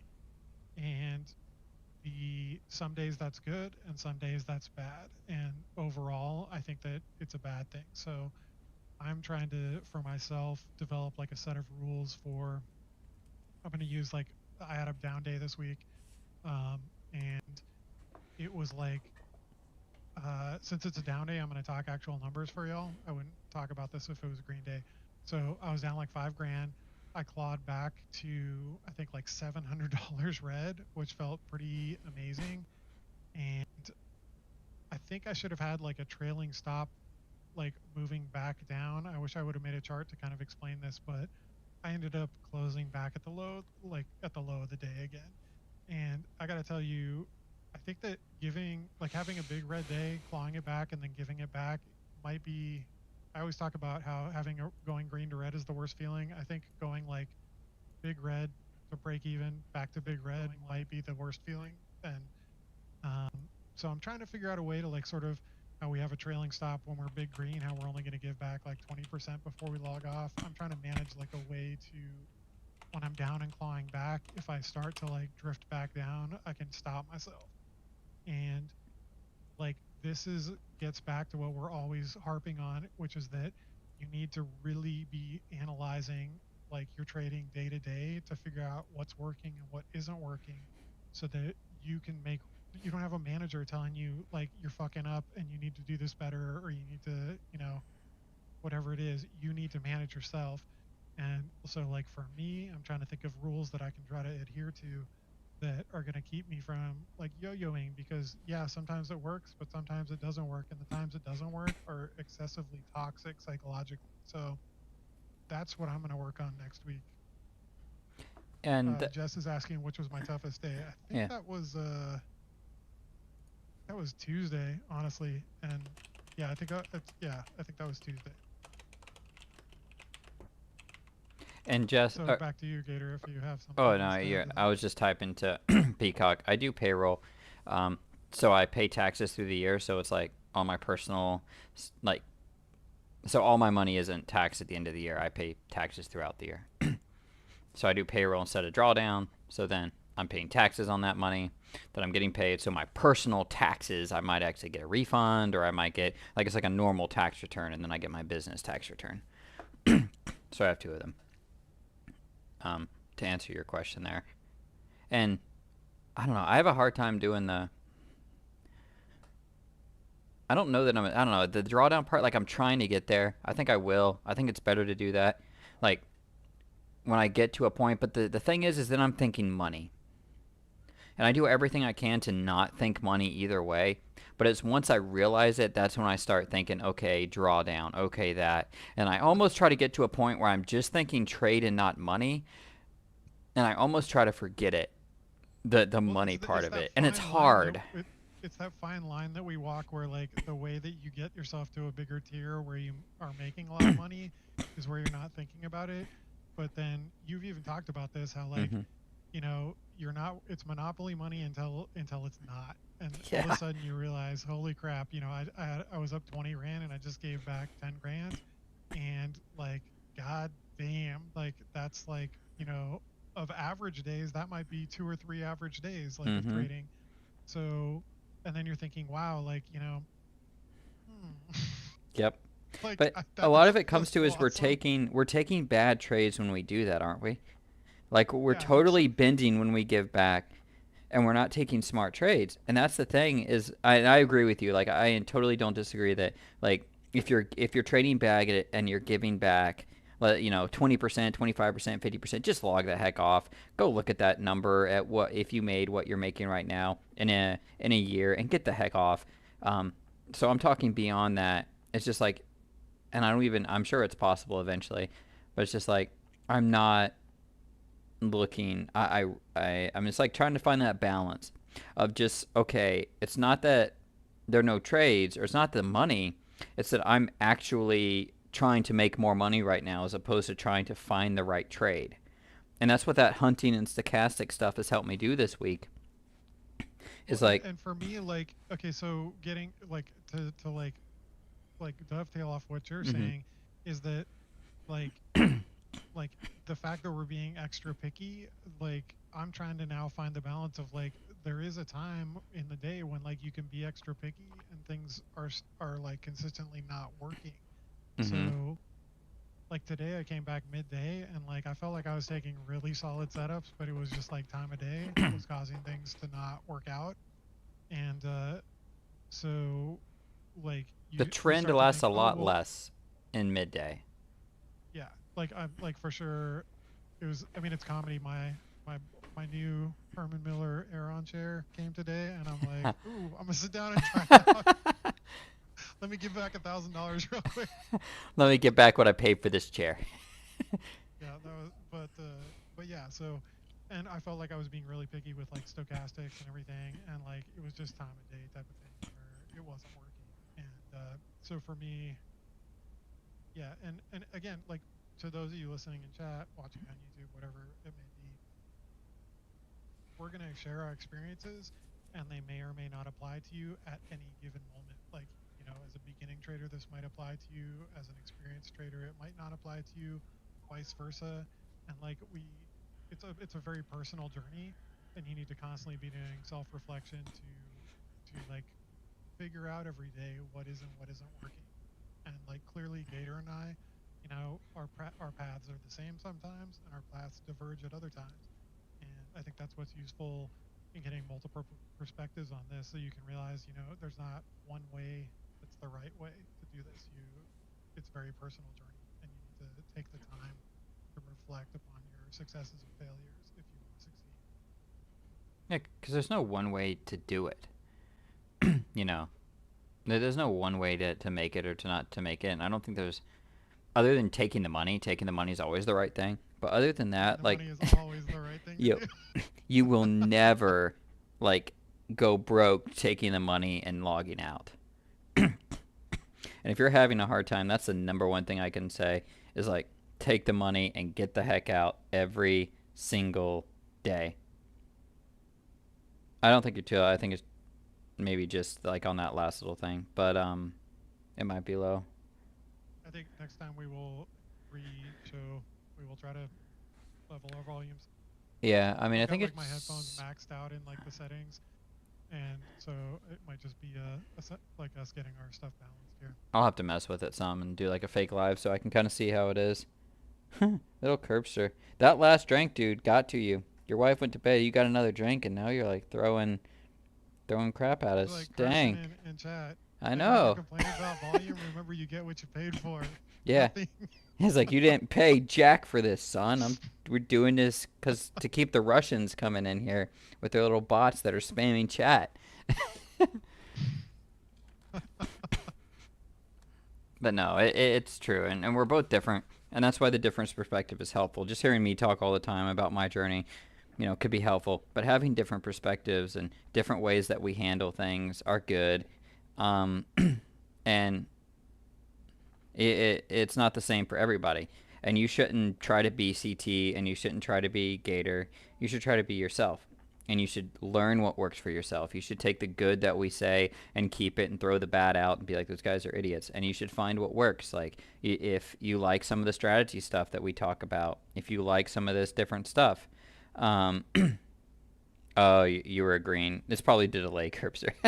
um, um, and find the stuff that works, take the good, leave the bad, and just adapt and become a better trader. And like, we're willing to, we're here to kind of share our experiences and our stuff, and it helps a few people. It could be the beer, or it doesn't, and kind of is what it is. But we enjoy doing it, and we hope that it helps, and that's the only reason we're on, the mic and stuff. And that's one reason I I don't do it, because some people don't like doing it, but I like talking more on the mic, and I know sometimes I'm overthinking, or maybe over talking, and sometimes it can be too much. But the reason is when the market is bad. Yeah, we'll answer, Curbster. Is it keeps me kind of like focused, like, this isn't good, man. I'm not getting good fills here. This isn't really working. I'm gonna wait. Oh, this isn't it. Geronimo said in a VTF show the other day, in a Newsbeat show, that like, a lot of guys who do this for a living are in like small groups, and they're all kind of doing it together. And that's basically what we are. We're a small group of traders who are doing this together, who are growing and becoming better. Okay, being on the mic helps me. It helps me trade better. It helps me hearing other people talking. Um, and so it's kind of that balance of like talking more, not wanting to distract people, not trying to do all that kind of stuff, not trying to, play down other people's stuff. So it's a nice balance to do. But I personally find benefit early in the day from kind of, going back and forth. And, CT could be like, I really hate this trade, and I'm still in it long, or something like that. And, I could be like, nah, I don't like this one. He's like, well, I do. And he's in it, and it goes both ways. And we say, I don't know. I'm just trying to say that like there's kind of a balance to early day mic stuff that we're still trying to kind of figure out on what's best. Well, and just because two people disagree on a trade doesn't mean it's not going to work. And like Mm-hmm. I say that frequently, like it's not for me, but it can Yeah. very well work. And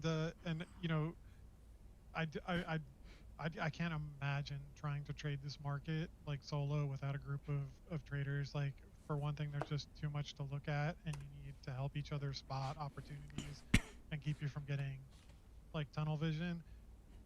But also realize that, I mean, we're trading against robots that are essentially like what, programmed by like MIT engineers funded by like the most wealthy people in the world, essentially, right? Mm-hmm. So we've got like an uphill battle here, and so having a team to work with, probably a good call. And if we can all share, I mean, clearly we're all successful traders and we all have different approaches. So the more we share with each other, the more we're able to evolve and find what works for us to on our personal journeys of success. Yeah, and it changes. And CT, do you know how many on average trades you take to answer Curbster's question? I think Curbster, if you took like, I'm pretty certain it's about 100 to 200, like on an average, like active day, unless it's just a really garbage day. And that's probably me trading like hour and a half to 2 hours, I would say. Like I don't think it's been that high these past couple weeks, but like when trading is good, like it's not uncommon for me to have like 100 to 200 trades in a day. Like if especially if I'm trading like more than 2 hours. I would agree. I'm about the same. Like I on my low days or my low hour, it's probably 50. Like when I was just trading the first like 30 minutes of the day, it was 50. Um, and that was on like when I'm just trying to like get consistent on a month or like I'm having a hard time. I'm still doing about 50 trades in 30 minutes to an hour. Um, and part of that is testing contracts. Part of that is jumping around. You know, it's um, some of that's over trading. But throughout the day, yeah, I'd say I'm probably between 100 and 200. And I've tried to cut that down, and I'm probably around 50 to 100 now. So I'm really cutting back. I think Scott has a question for you there, Gator. Both, Scott. So I just use Fidelity. I want to try E-Trade because it's good to have multiple options. It's good to have different brokers. What if I accidentally get a call or something because I took money out or something else in my Fidelity account? What if something else happened? You know, you never know. What if the broker's not giving good PI? What if, who knows? So I'm opening an E-Trade account and trading in it um, for both. Definitely for Friday mornings when to trade the same day expiring contracts depending on the day. Sometimes I really like trading next week's contracts, and sometimes I don't. Today I didn't. So a little bit of both. Yeah, I confess that I've had an E-Trade account now for like a month, and I've done probably like double-digit amount of trades in it. It's tough because like clearly we all want to trade Friday, like same day expiration on Friday, but for me, I'm having like I know I need to put in some serious. Whoa, oh that's you scrolling. That's me Um, scrolling. I'm trying to. I thought I'm that was like answering bot the. spam. No, Okay, no, yeah. that's me. So for me, like I need to put in some time like on the platform to feel comfortable enough with it to trade early morning. Um, I've done a lot of changes to my layout to try to get it to something that's friendly, but it still feels a little bit like clunky to me.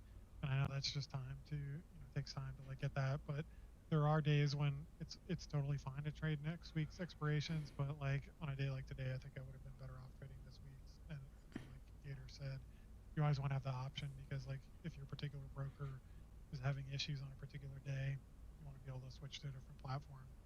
And that's going to work both ways. I think like some people were having e-trade problems earlier this week when Fidelity was working fine, and who knows, maybe next time we'll have problems and e-trade's working good. To be honest, Curbster, I'd probably trade better if I just did 10 to 20.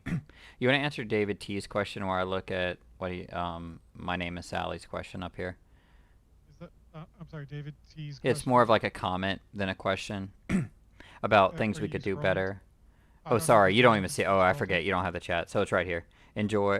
He enjoys us talking. He said more focused on what you're seeing. So here's something about the chat, and we've gone for a little over an hour and a half. If you're watching on like after the fact, I'm sorry we gone so long. If you're watching live, you probably don't care because you're still here. So unless CT has to go, I No, decided I'm not. good. And honestly, like David, I'm probably guilty of having done this from time to time, and I apologize for that. I think sometimes we're talking broadly about setups, and we're all kind of looking at the same thing. And like as fast as I unclick my enter, I might say I'm in, and I realize that that can be toxic for some people. So I'm trying to be like, especially the past week or two, I've been trying to be a little bit better about really like elucidating what I'm looking at beforehand. And it's again, this is a fine line too, because some people in chat don't like to hear us like blab on about like analysis. They just want us to call out setups. And sometimes setups are more complicated than just ooh, like let's take this candle break. Sometimes it's I'm looking at this group of things that are happening and when it all comes together, that's when I'm going to get in. And when that all comes together, quote unquote, might be different for every person. So uh, I'm personally going to do my best to not like mention if I'm in something that hasn't been extensively discussed. But a lot of times, I think what you're going to find is when we're talking about something, if you pull it up, you're going to find the right time for you to get in. And if you're already in and you hear that we're in, that'll give you some additional confidence. And if you hear that we're in and like, it's still like wobbling or something, maybe you still want to get in. It's but yeah, it's a fine line that we walk, unfortunately. And yeah, Gator. Peacock. My last JR's calls have been amazing with the cues. Um, Honestly, all my afternoon, like if you look at my P&L per the hours, there were 2 days I was red in the first 30 minutes. Most of those days bringing it back are thanks to JR stuff. And definitely all afternoon stuff, like him calling these intraday stuff. I can't tell you how many times I got in a trade, I was about to get out, and he's like, okay, I'm shorting the queues here. And I'm like, oh, okay. Well, I'm not getting out of this. Like, JR's calls have been straight money. Like, I've paid for that room 5 times over this week alone, Yeah, there's probably. definitely been times when like I've been in a trade and JR like calls something out and it just gives you the confidence to hang with it for a little bit longer. And so rather than like, yeah, I don't know, try not to get like FOMO about stuff. Like, if anything, like look at what we just got in, like, and didn't have time to talk about, and try to like think of how you could potentially be on that Yeah. next time. You know, Learn the strategies and what CeeTee is basically saying, and then I'll go to my name is Sally's. I think this is your last question, so I'll say it and then I'll do it. And then I see Bladebin, you asked the question, and I'll go to that. So sorry for the delay in questions, guys. So you need to know the trades before, like, we don't have time, and nor is it possible for us to explain the reason we're getting in something. Nor do we necessarily want, like, if I say I'm watching Tesla, like, I've literally posted videos on YouTube with you guys who can literally watch me trade live. I don't change how I trade. Like, on days like today, I do, and on choppy days, but I've shown you how I trade Google. I've shown you how I trade Tesla. I've got videos of me trading Amazon where you're literally watching me buy and sell. You have all of, if you're in Discord, we send you video links with Mark's stuff posted. I'm going to be doing future videos showing strategies and how they've adapted. So you need to know the strategies entirely. And I understand, David, that your comment isn't like knocking. It's just something that we could do better. I agree. Um, but like if I say Tesla, like I'm looking at Tesla, I'm looking at Netflix. Like you could almost, should almost be able to go to a like a 1 minute, 2 minute chart and be like, oh, okay, it's hitting the 8 and the stochastics are lined up for a long. I know what Gator's thinking. Like that's kind of the level that you need to be at to kind of be trading, like trying to follow us as it were. It's like, hey, I'm watching Tesla, I'm watching Amazon here. Like if Rose is talking about Amazon, like I kind of know what she's doing, or at least what she used to do. If somebody's trading a certain name, I understand how they're trading that name to an extent. So you have to and learn how to identify and take strategies yourself. And we're not if you here don't, to give you the exact entry because my entry is very risky sometimes. Like I and enter, yeah, go ahead. not only that, I'm just gonna say that like if you don't have your own entry in mind, you probably don't have your own exit in mind. So like the reason why we spend all this time talking about what we're looking at, Gator does these videos explaining what he's doing, is so that you can execute on your own. Because like when we see things line up to our satisfaction and take a trade, that's a very personal thing. And when things start to fall apart, that's a very personal thing. So like for us to call out an entry and then like what do we call out? Oh, this we sure we'll say we're out of it or whatever, but like by the time we say we're out, like you could lose a lot more than we did. So you need to Yeah. understand these strategies well enough that you know when your where your comfort level is for you to get in, and then if it starts to fall apart, you know when to get out. And like if you're just trying to like follow people, this is probably like we can help you and you can watch what we do, but like don't recommend trying to follow what we do. I mean, Gator said it before, like you could sit next to him or you could sit next to me and you could be trying to click along with us and you would probably be losing money. Yeah. And I lost, like, because of that misclick, guys, like, how quick these names can go against you. Like, I had a big size in the trade, but, like, over 10 grand in, like, 10 seconds. That's the difference in a few seconds. Because I was trying to figure out, like, what did I do? Like, and if you're in something and you get that deer in a headlight looks because you're following us, like, you're going, like, I could get out of a trade flat and you got out 2 seconds later and you lost a point. Like it can be that quick. You have to know your entries. Like my entry is based on the level too. Like unless I'm actively holding it down later in the day, like I come on and I talk through stuff with you guys, and I'm like, I'm in now. Like when I'm doing that, it's instant. Where I'm saying I like Tesla here, like I say I like Tesla here, I could be in 2 seconds before, 5 seconds after, as I'm talking, like, and I'm watching the level two to decide. I'm just letting the people on the mic know there's a setup here I may or may not like. It's completely on you to understand what we're doing, and if you don't, message us and take those trades and know Yeah, I your mean, own risk. this is not like a swing room where where we're taking trades for like days or weeks or whatever. We're in and out in seconds. So it's very important for you to know how to get in and out on your own, uh, rather than like relying on us to say, relying on following us. Because trust me, like even just like the delay of audio going through Discord and getting to you is gonna turn a winner into a loser. I'm gonna, I'm gonna grab a drink. I'll be right back. Yep. And I agree, Blamen, that you're saying that our stuff. I agree, it works out better that way when we explain it. And I like to do that. I prefer to do that. I prefer to be like, hey, this is why I like something, this, and talk through it as I'm trading and go to something else. I definitely prefer that. It gives people confidence. I like to do it that way, but at least for right now in the room and early in the day, that's not something we'll do a lot of. And it's because there's multiple people. You've got CeeTee, you've got me, you got Booth and Rose and other people, and we're all doing different things sometimes. So I agree. I think it does work better. We'll try to do more and try to consistently kind of improve that part of it, and it will eventually adapt into what y'all want the most of. So if you want the most of something, you know, talk about it, ask. We'll try to talk more. But early, it will eventually adapt into what the most people want. Early on, it's kind of, you know, we're trying to get there. Um, and in the first 15 minutes, we'll talk less. When things are active, we talk less. Like if Tesla's tanking, guess what, guys? I'm buying short.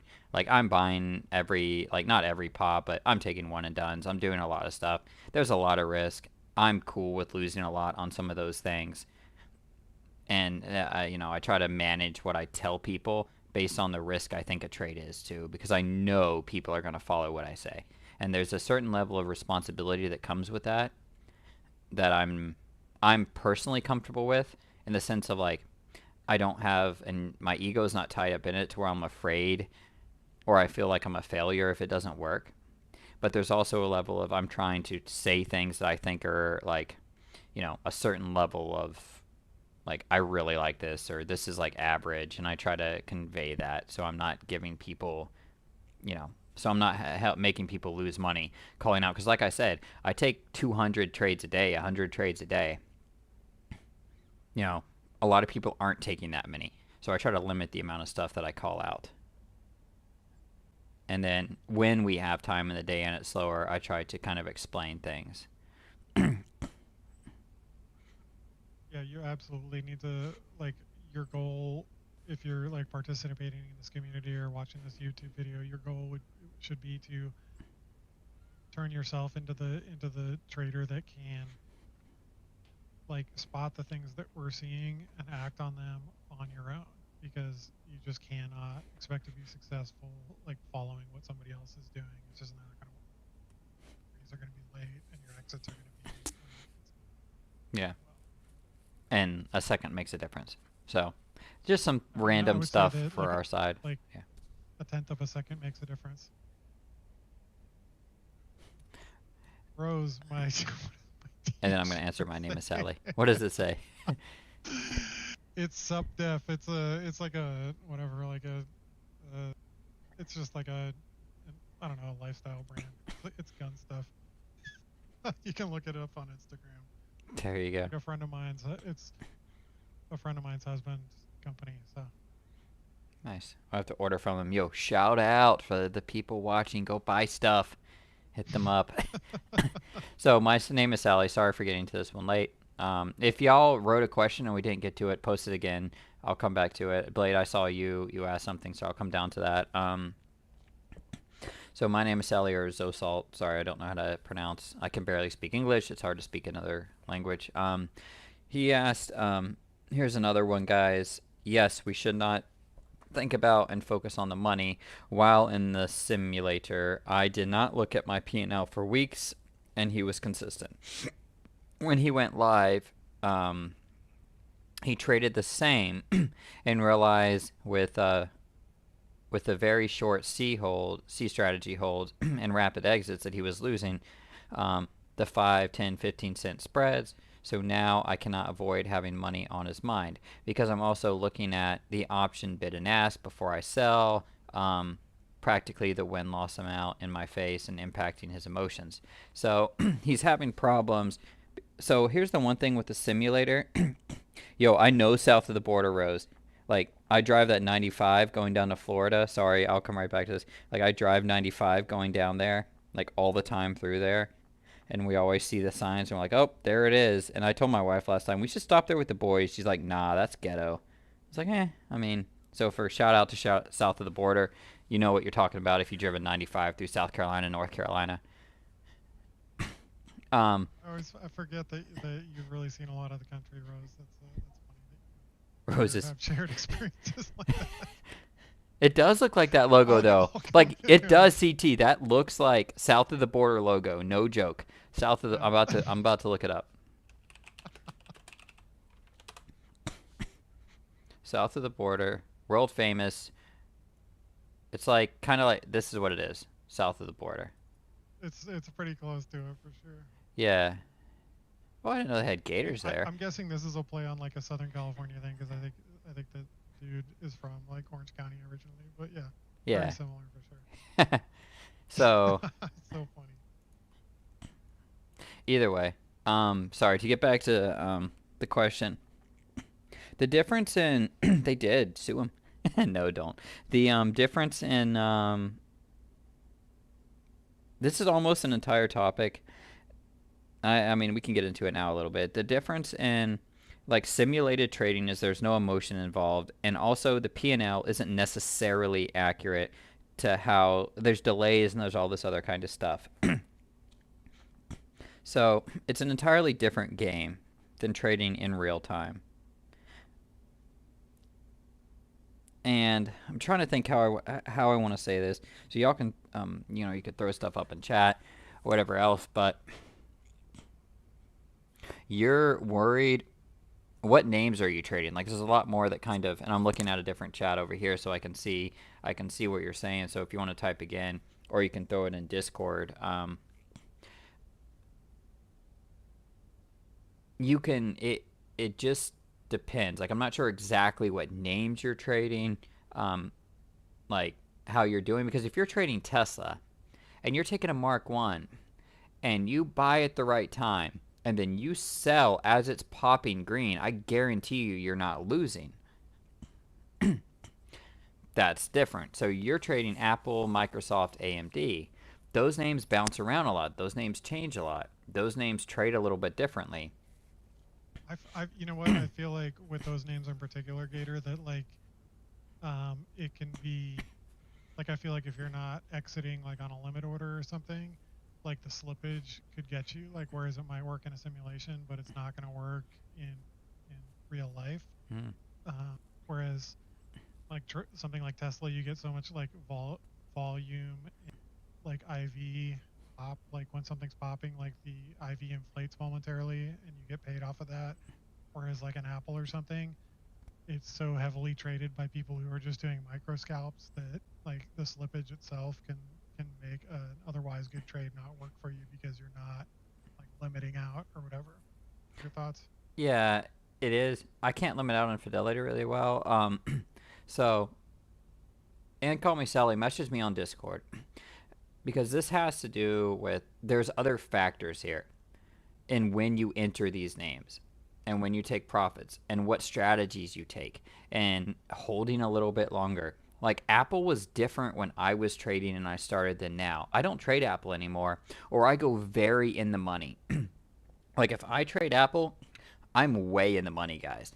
Like Apple's what, like $3 a contract if you're at the money in that range. I'm at the $10 plus level. Like I need 10-cent moves in names and stuff. Like I'm up there trading. Like I'm not trading down near the money. It's different. If I was trading Apple, and this is just me talking to myself, blah blah blah blah blah.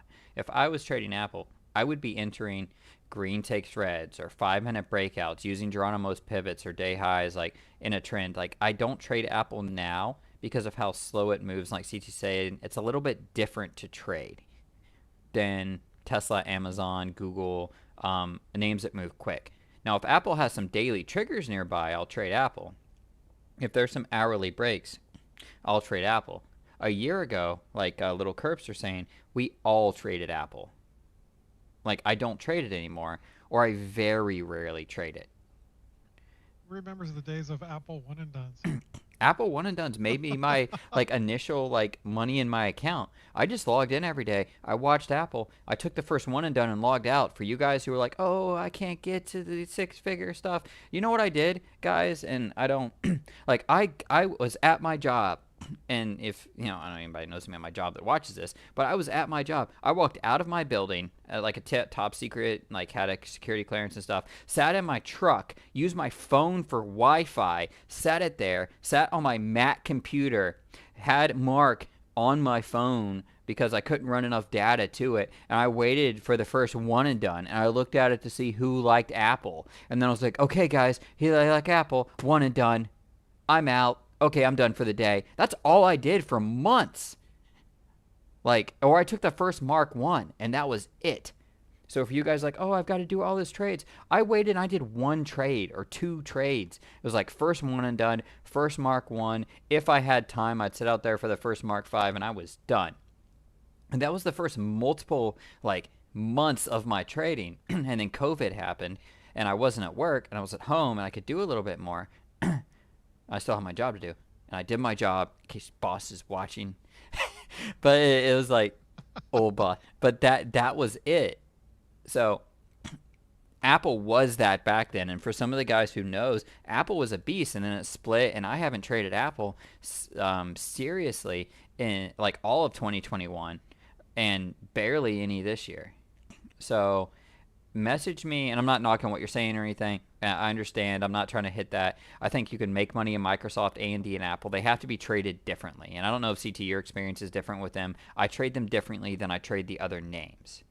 Yeah, I don't try like Momo scalps in those names. Like if I'm trying to trade one of those names, I'm expecting to hold it for minutes at least, and you kind of have to expect that like the type of like wobble that you see like in terms of like handle breaks and stuff that you would never sit through in Tesla, or you're gonna have to sit through that in like one of those names. Like in Tesla, if it breaks through a level and comes back through it, I'm out.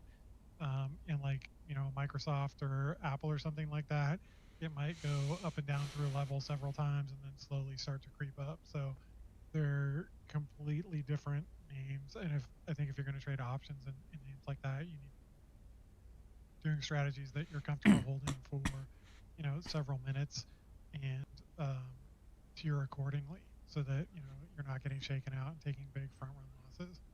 Yep. And this is, watch this first. Go back if you haven't seen it. You might have. Watch my video on Google, the stochastics. Take what I said about Google. Don't trade it. Go watch AMD and Apple and Microsoft. See if that strategy timed up perfectly matches up and if it works. That is a strategy I think I could right now make money in Apple, AMD, Microsoft. In my humble opinion, that is how I would trade it. I would be trading it on a 2 to 3 to 5 minute time frame. It's not the most psychologically safe thing to do. It is the only way I would trade it. I'm not telling you to do that. So kind of take that into consideration. maybe watch, if you haven't watched that video, take the time to learn that strategy and see if that applies. If that could help you get the proper entry, the proper level, and then if you could sit there in it. Now, if you're at a level, maybe you don't want to do that, maybe it'd be better for you to learn something else. That would just be my suggestion if you're going to trade those names. Otherwise, maybe I would kind of watch the level 2, but you're going to have that slippage and that jump all over the place, and it takes 5 minutes for the stupid contracts to go up in value or go way out of the money. Go 4, 5, 6, 7, 8 contracts out of the money and watch how they move and see if they move better. Those are short suggestions for this video. You can message me if you'd like more. I don't know if CeeTee, if anything else you'd like to say about that one. Yeah, I mean, the only thing that's worked for me is on those names is just accepting the fact that you're going to be in it for a while and that it might not immediately be in your favor, that there's going to be a little bit of like wobble for lack of a better term before it succeeds. So trying to find that fine line of like what's an acceptable amount of like of wavering in terms of like your P&L or your option price before you want to get out, because you clearly don't want to like wait till you get near the bottom of the candle and then you're going to really have some slippage. So Yeah, every name is different, and you have to learn how to take every name and adjust how those names trade. Some names are really good for C strategies. Some names take a little bit more. And yeah, message me. Blade Man said, if you don't mind, and actually I'm going to do a little bit show deeper talking about this, and maybe CeeTee can join me or others can join me on it, but multiple losing days in a row, CeeTee. Multiple losing days in a row. Losing days in a row. How do you So approach that? obviously, the impulse is that I mean, my mindset like is like, oh well, damn, like I mean, clearly, like you all hear us preach that the thing to do after that is to tear down, right? And that you need to just start locking in green days, build your confidence back, and like then there's the part of you that's like, well, damn, if I tear down from where I was trading for these past 3 red days, it's going to take me forever to make this money back. Hard truth is that that's how you're going to make the money back. You're not going to, if you're stringing together red days that are big or red days at all, like the only way out of that is to tear down and just start locking in small green days. And it's going to be tough for a few days, but pretty soon you're going to have your P&L is going to be at a new all-time high for your rolling 30-day average or whatever. Peacock, be a man. Size up, be a man. Yes, two red days in a row. Size up and be a man. Doubles down. But yeah, I mean the like really, if you're consistently losing money, it's just stupid to keep trading at the same tiers. You need to you need to tear down, even if that like is hard to do mentally because you're thinking it's going to be harder to make that money back. If you're doing something that's not working, and it's not working for days in a row, the worst thing you could possibly do is to keep your tier at the same size because you're just going to get wrecked. And like I think that all of us have seen people in our community who made that mistake, and it's not fun. And a lot of us have made it ourselves. So It's 100%, because the issue is that when you're losing, you're doing something wrong. Like, especially multiple days. One day it can be a misclick, like for me today. Other days it can be something else. But you're doing something wrong. And so instead of like identifying what you're doing wrong and be like, "Oh, I'm gonna fix myself. I'm gonna, green day." You're thinking money. You're like, I gotta get the money back. No. You need to win.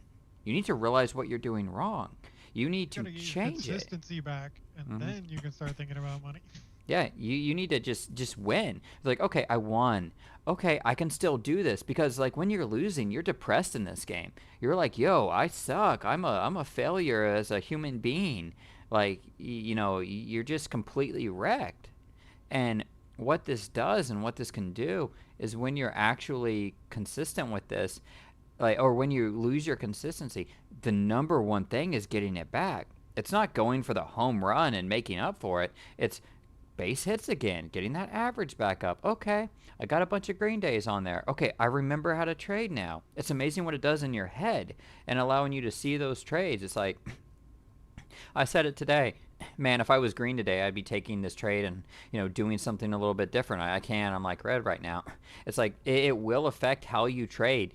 Having multiple red days, you need to have some multiple green days so you trust your ability to see the trades. If I'm not trading good, I don't trust myself. I'm slower on the trigger. I'm not selling quick enough. I'm not buying fast enough because in my head I've just like told myself I'm a loser or I'm losing on trade, so I believe like I'm doing something wrong. And you do that for a couple days, you're either just gonna grit down and throw everything at it and blow out your account, which is not what we want you to do, or this is why you stop, you settle down, you find your swing again, you make those corrections. I'm not even a massive baseball fan, but you just like hit that stuff and you're just kind of okay, okay, contact. All right, contact. Green day on the calendar. Green day on the calendar. All right, ain't worried about it. Green day on the calendar. Okay, I know what I'm doing now. All right, I'm loosening up. Okay, green takes red. Oh, stochastics are set up. Let me try that. Oh, this is set up. Let me try that. It loosens you up. You're starting to take trades. Another green day on the calendar. All that stuff starts adding up, and it really starts making a difference. I mean, the human response after like a big red day is like you're immediately just trying to make that money back, and like especially after stringer like red days, like even just locking in the smallest of green days, like puts you like gives you confidence to come back the following day and do the same thing again, and like it's we're not just talking about this in theory, guys. Like we've been through this. We've had like we've had I've had it consecutive red done. days. Like the only way This I've is come back from that, and I've had like six-figure blowouts, not in a day, but like over the course of like a month or a couple weeks. Like I'm not telling you this. I'm telling you this because I've come back from that because I didn't try to make it back. And I just strung together a bunch of green days. And then I started seeing setups. And then I did this. And it started with consistency. It's like CeeTee said, I'm not telling you this just because it's a theory in a book. It's because I've done it 2 or 3 times. And it's like, I know how to get back because I've done it a couple times. You don't have to live it. Just and put some green days on the stupid calendar.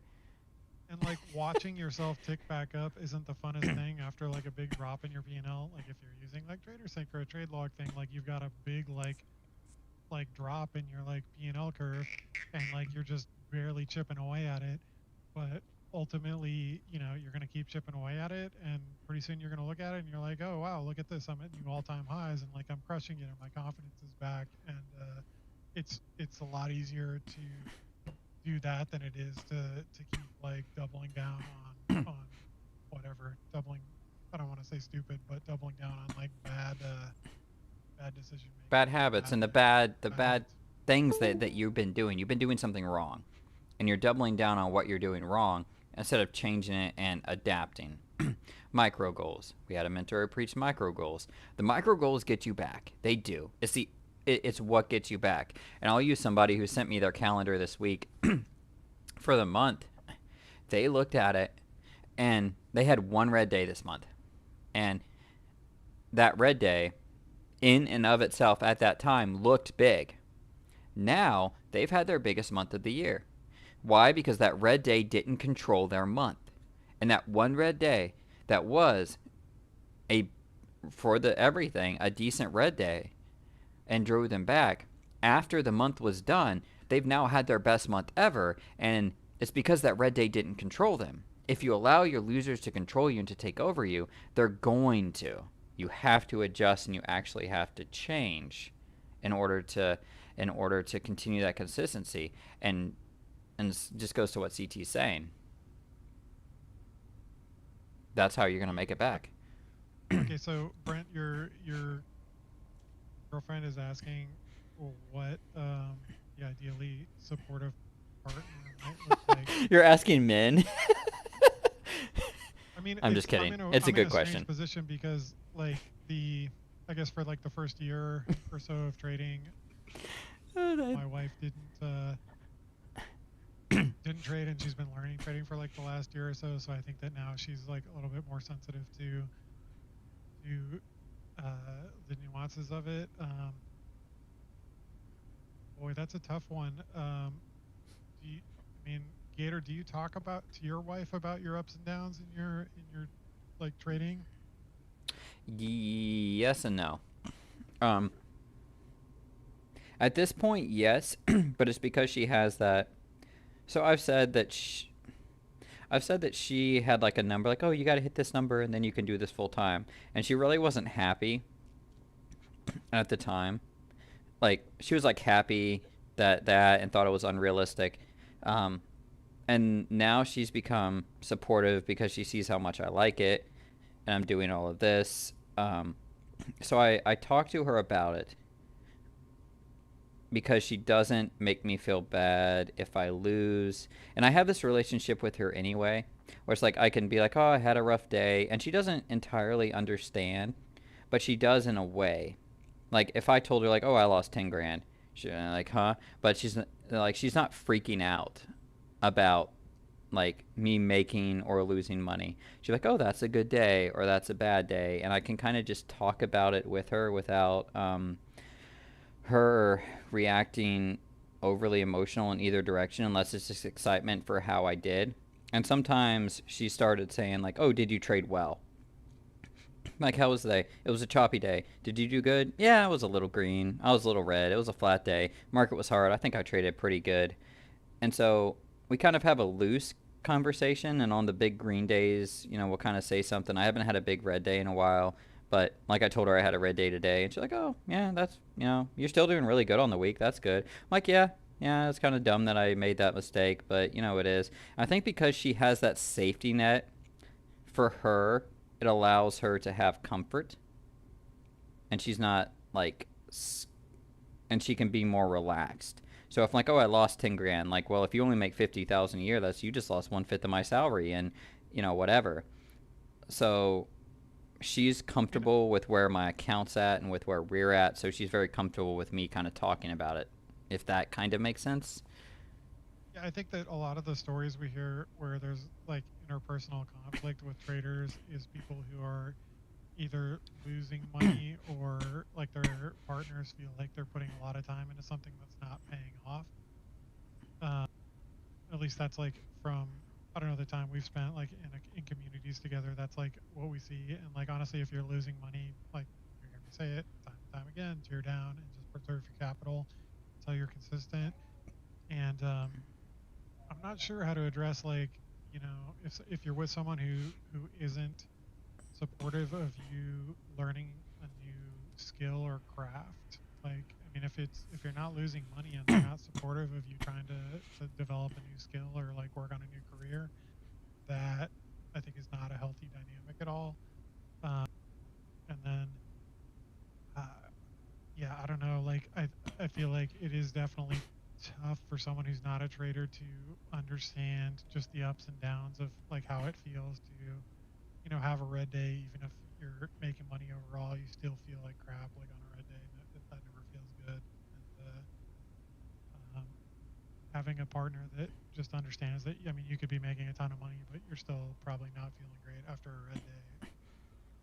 Yeah, That's and good, and help and you frame like what we were talking about earlier with like the rolling P&L, help you frame your day from like zoomed out mode so that like you're not you know, they can help bring you out of the micro into the macro. Like that, I think is a supportive partner hmm there. and that's what my wife did for me and does now. It's like if I lose focus and I get too involved in trading, she kind of pulls me out of it.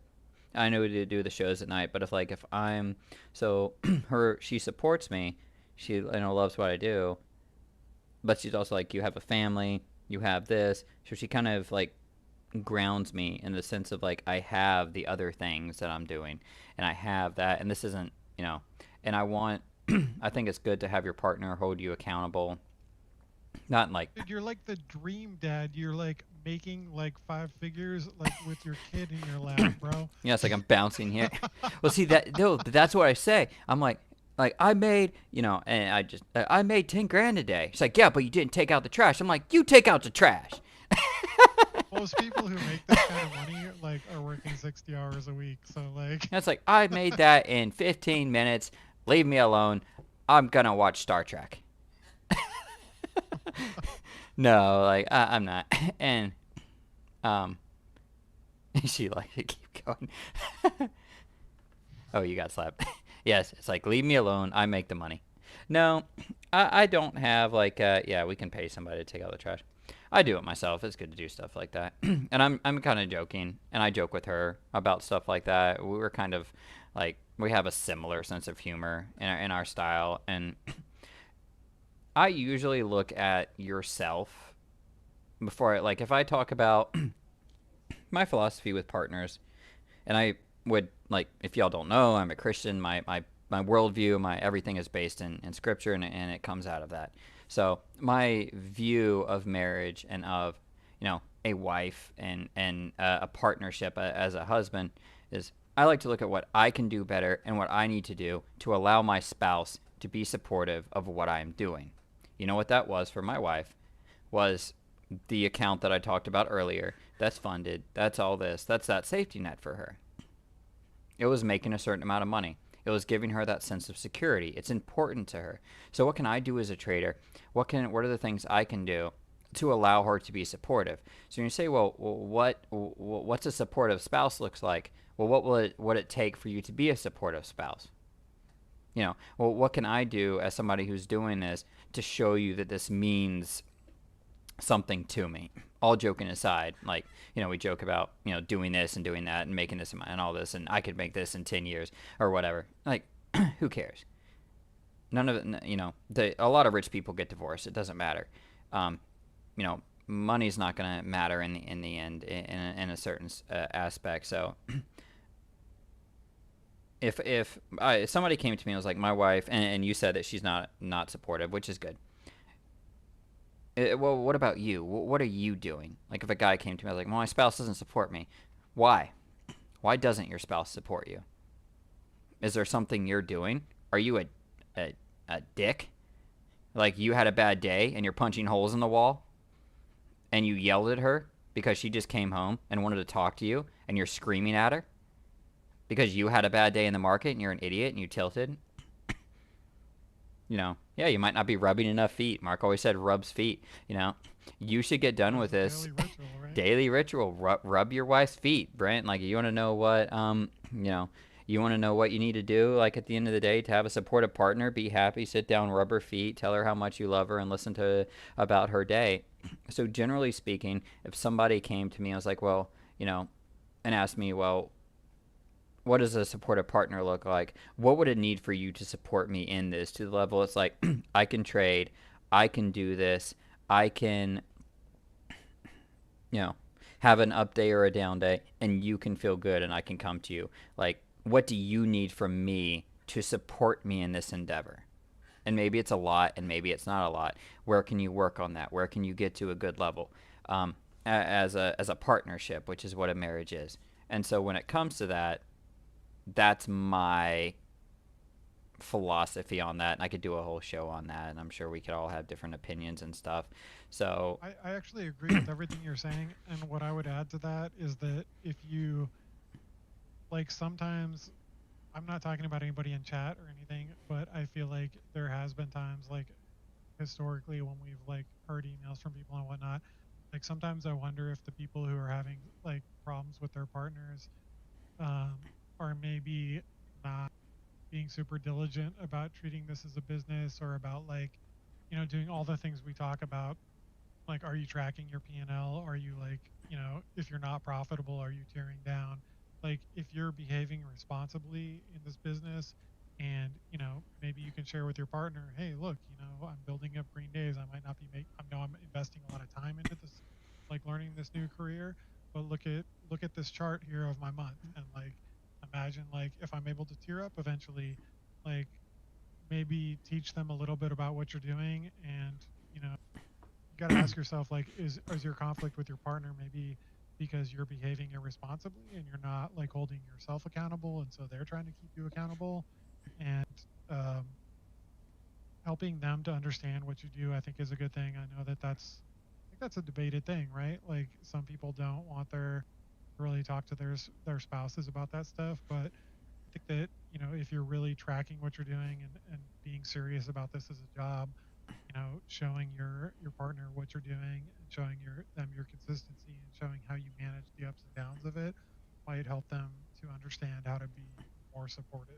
Like the more they know about what you're doing, the more easy it is for them to be supportive. And actually, this brings me back to first question that set us all off, which is that I think that my wife would. I mean, I'd be watching like Mark's shows like 6 or 7 days a week, or however many days it was, and like so she heard so much of that just being like in the adjacent room or whatever, and so she really started to develop an understanding of like what I was doing, and so have make like if your partner has a good understanding of what you're doing, it's probably going to be easier for them to be supportive and like maybe even check you when you start to stray from like intelligent behavior. Hmm. Or you get too zoned in. It's like, wow, you're not happy. Like you're mad every day when I get home or something. It's like you were happy last week. What happened? What's going on? Or I've been doing with this. Well, yeah, my wife doesn't pay any attention to what I do either. Like she doesn't care. She doesn't want to trade. Has no idea. Doesn't in the slightest. Which is fine. Like everybody's Keep different. the account topped off, babe. You know, just keep it. Like she don't care. She's like, well, am I good? Yeah, okay. She don't care. Um, I tell her, hey, I just like having bank accounts you don't know anything about. So like when guns just start showing up at the house and all this kind of stuff, it's like I don't know. You're never gonna see it. Like you're never gonna see that money go anywhere. So like you don't know I spent it. Leave me alone. You got your living money. You're buying Lululemon. Leave me alone. uh, Blake. That was a question. I think it just skipped. Graph asked, what would you recommend in a scenario where you want to trade a name like Google or Amazon, but losing the spread 2 to 3 times could put you at your ideal max loss for the day? Um, I mean, I personally would say it depends on the day, depends on the trend. That's a tough one. If you can't handle a loss in a name and you say you can only take it once, you probably shouldn't trade it, and you should build up, excuse me, on something like a different name, like Tesla, like something else, I Facebook. mean, some people in our chat will frequently say that they have success with out of the money options, where like maybe you're going to lose a buck on something, but I don't have a. I mean, when I've played with that, I haven't had a ton of success. Like I feel like it doesn't move enough to give you satisfactory profits, but you could try that. But yeah, Yeah, you just take less profits, I guess, doing that. Like if you were okay you'd with less of a obviously like move. like maybe you're expecting to make like 30 to 50 cents like on a dollar spread rather than making the actual spread. So Yeah, it's like with me. It's a tough one because it's kind of personal, and like the problem with that is, and with what you're saying at a psychological level, is if you're taking a trade that you know it's going to lose, you're done for the day, then you're not going to trade that trade smart. Like if I'm taking a trade and I'm a newer trader, I'm like, man, this is it. Like I got this one, and you're scared and you're all this, you got all the stuff entering into your OODA loop, your decision making process. Like you might not be making an intelligent trade, and you might not be able to hold it. Remember, Google or Amazon, if you're scalping it and you got this breakout and there's some reason to take it, you just take it. But if you're talking about trading it on a setup like the stochastics or a Mark 5 where it can whip you around and you can't handle that loss, I'd say you just don't need to trade it, and you need to find something that you can trade, that you can do well. Take the highest conviction setups and build your account. Trade 15 minutes a day to 30 minutes a day. Building your account up, a lot of green days, get it to where you can handle losing and having a red day or two, or a little bit of cushion to where you're comfortable trading that name, and then trade that name. And that is kind of how I would handle that. I wouldn't be like, oh well, just go do it. It would kind of be like, you really need to be comfortable trading and have, in my mind anyway, a mental cushion to where you can comfortably take a trade without being afraid of that trade. and like I agree with all that, and I would add that like names like Amazon and Google are names where it's a whole lot more nuanced what you're doing. You're not necessarily just trading like a moving average and candlesticks and volume. You really need to like think about like important levels and um, like stochastics and what's happening broadly with the market to be successful in those names. Those aren't just I mean, Gator, wouldn't you agree that there are certain names that just like you can take a Tesla trade sometimes and the queues can be doing what they want, but Tesla has Momo, whereas like Amazon just never like hardly ever does like its own thing, or Google never does its own thing. Like you have to bring like so many different factors in to have a successful trade in one of those names. So those are not like Mm-hmm. beginner trades in any way, shape, or form. No, Like those are things that you should aspire to be able to do once you can process all these different inputs. somebody else say I don't know why your people are saying the microphone. It might be on my end, guys. If you can't hear I think you know CT. what I think it is I think that I'm topped out on my headphones, and I think that next time we do this, we should drop you down on your mixer, but then increase the max volume I can of your drop my output. mix right now. Like I can do this to drop Oh, mine. drop. So you're just gonna drop your microphone and then pump up your master output. Yeah, I might have to mess around with that. We'll fool around with that in the future. Sorry, guys, if you can't hear CT. Um, you know, I sorry. Thanks for the If you guys want to input like though. send money to our Patreon account, we'll hire a sound engineer. Yeah, tell you what, I'll set up a Patreon account. You guys can pay us, and then I'll figure out how to do this better. We'll have an engineer on staff. Yeah, I'll hire somebody to do the broadcast side of it, or as far as setting everything up, and I'll just come on. No, but to be fair, like I mean, We will try be to improve kind. it. This is our second broadcast together. We're still working out the kinks. So And I do appreciate you telling us that it's like the increasing volume and stuff. And I'm new to Streamlabs, which is what I'm streaming on, so through YouTube. So I do appreciate it, guys, and I will the try to drunk guy improve it. says he's happy with the volume. So Yeah, it could also just be the level we're talking at. I might be talking louder. I just updated it. I just moved something, so I just actually moved a thing. I turned you up, so you I might be think a we little can bit. talk offline. There's like I used to do like engineering and Yeah, stuff we'll on mess this with thing, stuff so we later. can talk about I that. don't want to. But yeah, thanks, and I appreciate that you stumbled onto this. We've got a Discord. If you drop a comment afterwards, I'll give you the link to it if you want to be in there. And I do shows Monday, Wednesday, Friday. People come on sometimes. Sometimes it's just me rambling. Um, let's see anything. And we've been going for like 2.5 hours, dude. Damn son.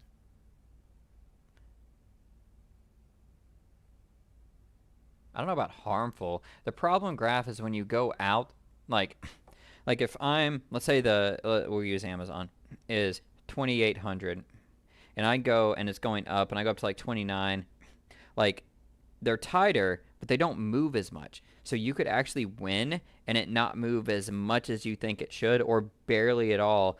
And then if it doesn't give you a little bit more follow through, it might fail.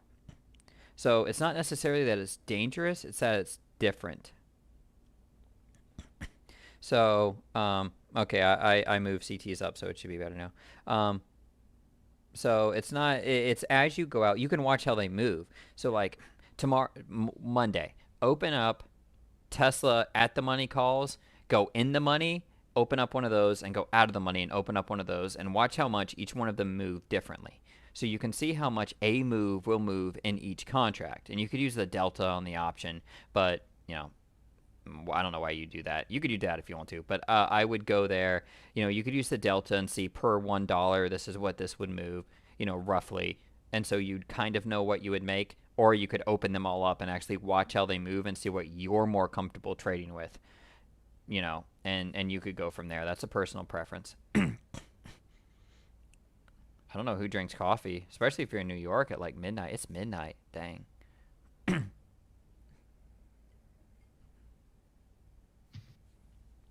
Yeah, I'm saving the coffee for the morning. Yeah, it's like I'll wake up in the morning and get me some coffee.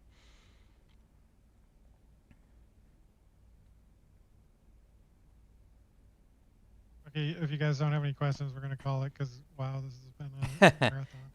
me check on this. Let's look in here. Yes, K-Man, this is recorded, so you can enjoy all 2 hours and 30 minutes of it at your Yep.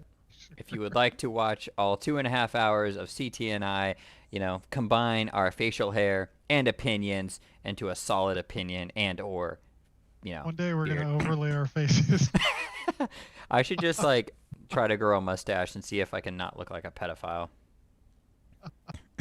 Like a super thin one. Yeah, it's been a long Don't one. ruin our gimmick, bro. I know. I'm gonna write actually I kind of wrote something, but I needed to like do it a little bit more, so I need to write something a little bit better and use it at the next one. But I mean, guys, long show. Long show. Brent's posting stuff in there. Good job. If there's nothing else, I appreciate you guys hanging out.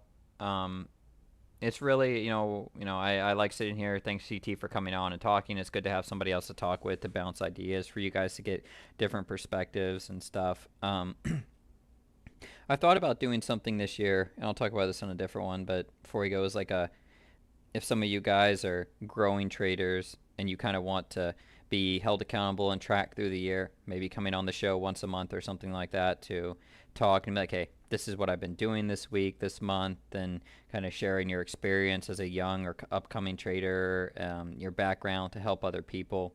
Stuff like that can be helpful. If you're interested in that, let me know. It might be an I think interesting. that's a I think that's a great idea. I think that a lot of us, like Gator, you and I, for sure watched our peers go through the trials and tribulations of growing as a beginning trader. I think it helped us. So I think if we could get people to come on, like if you could get people to come on from time to time, so that we can hear about their experiences and kind of give them input. I think that's a great idea, man. Yeah. So if you're interested in that, I see a few people saying, yeah, DM me, message me. We'll talk about that and times for it.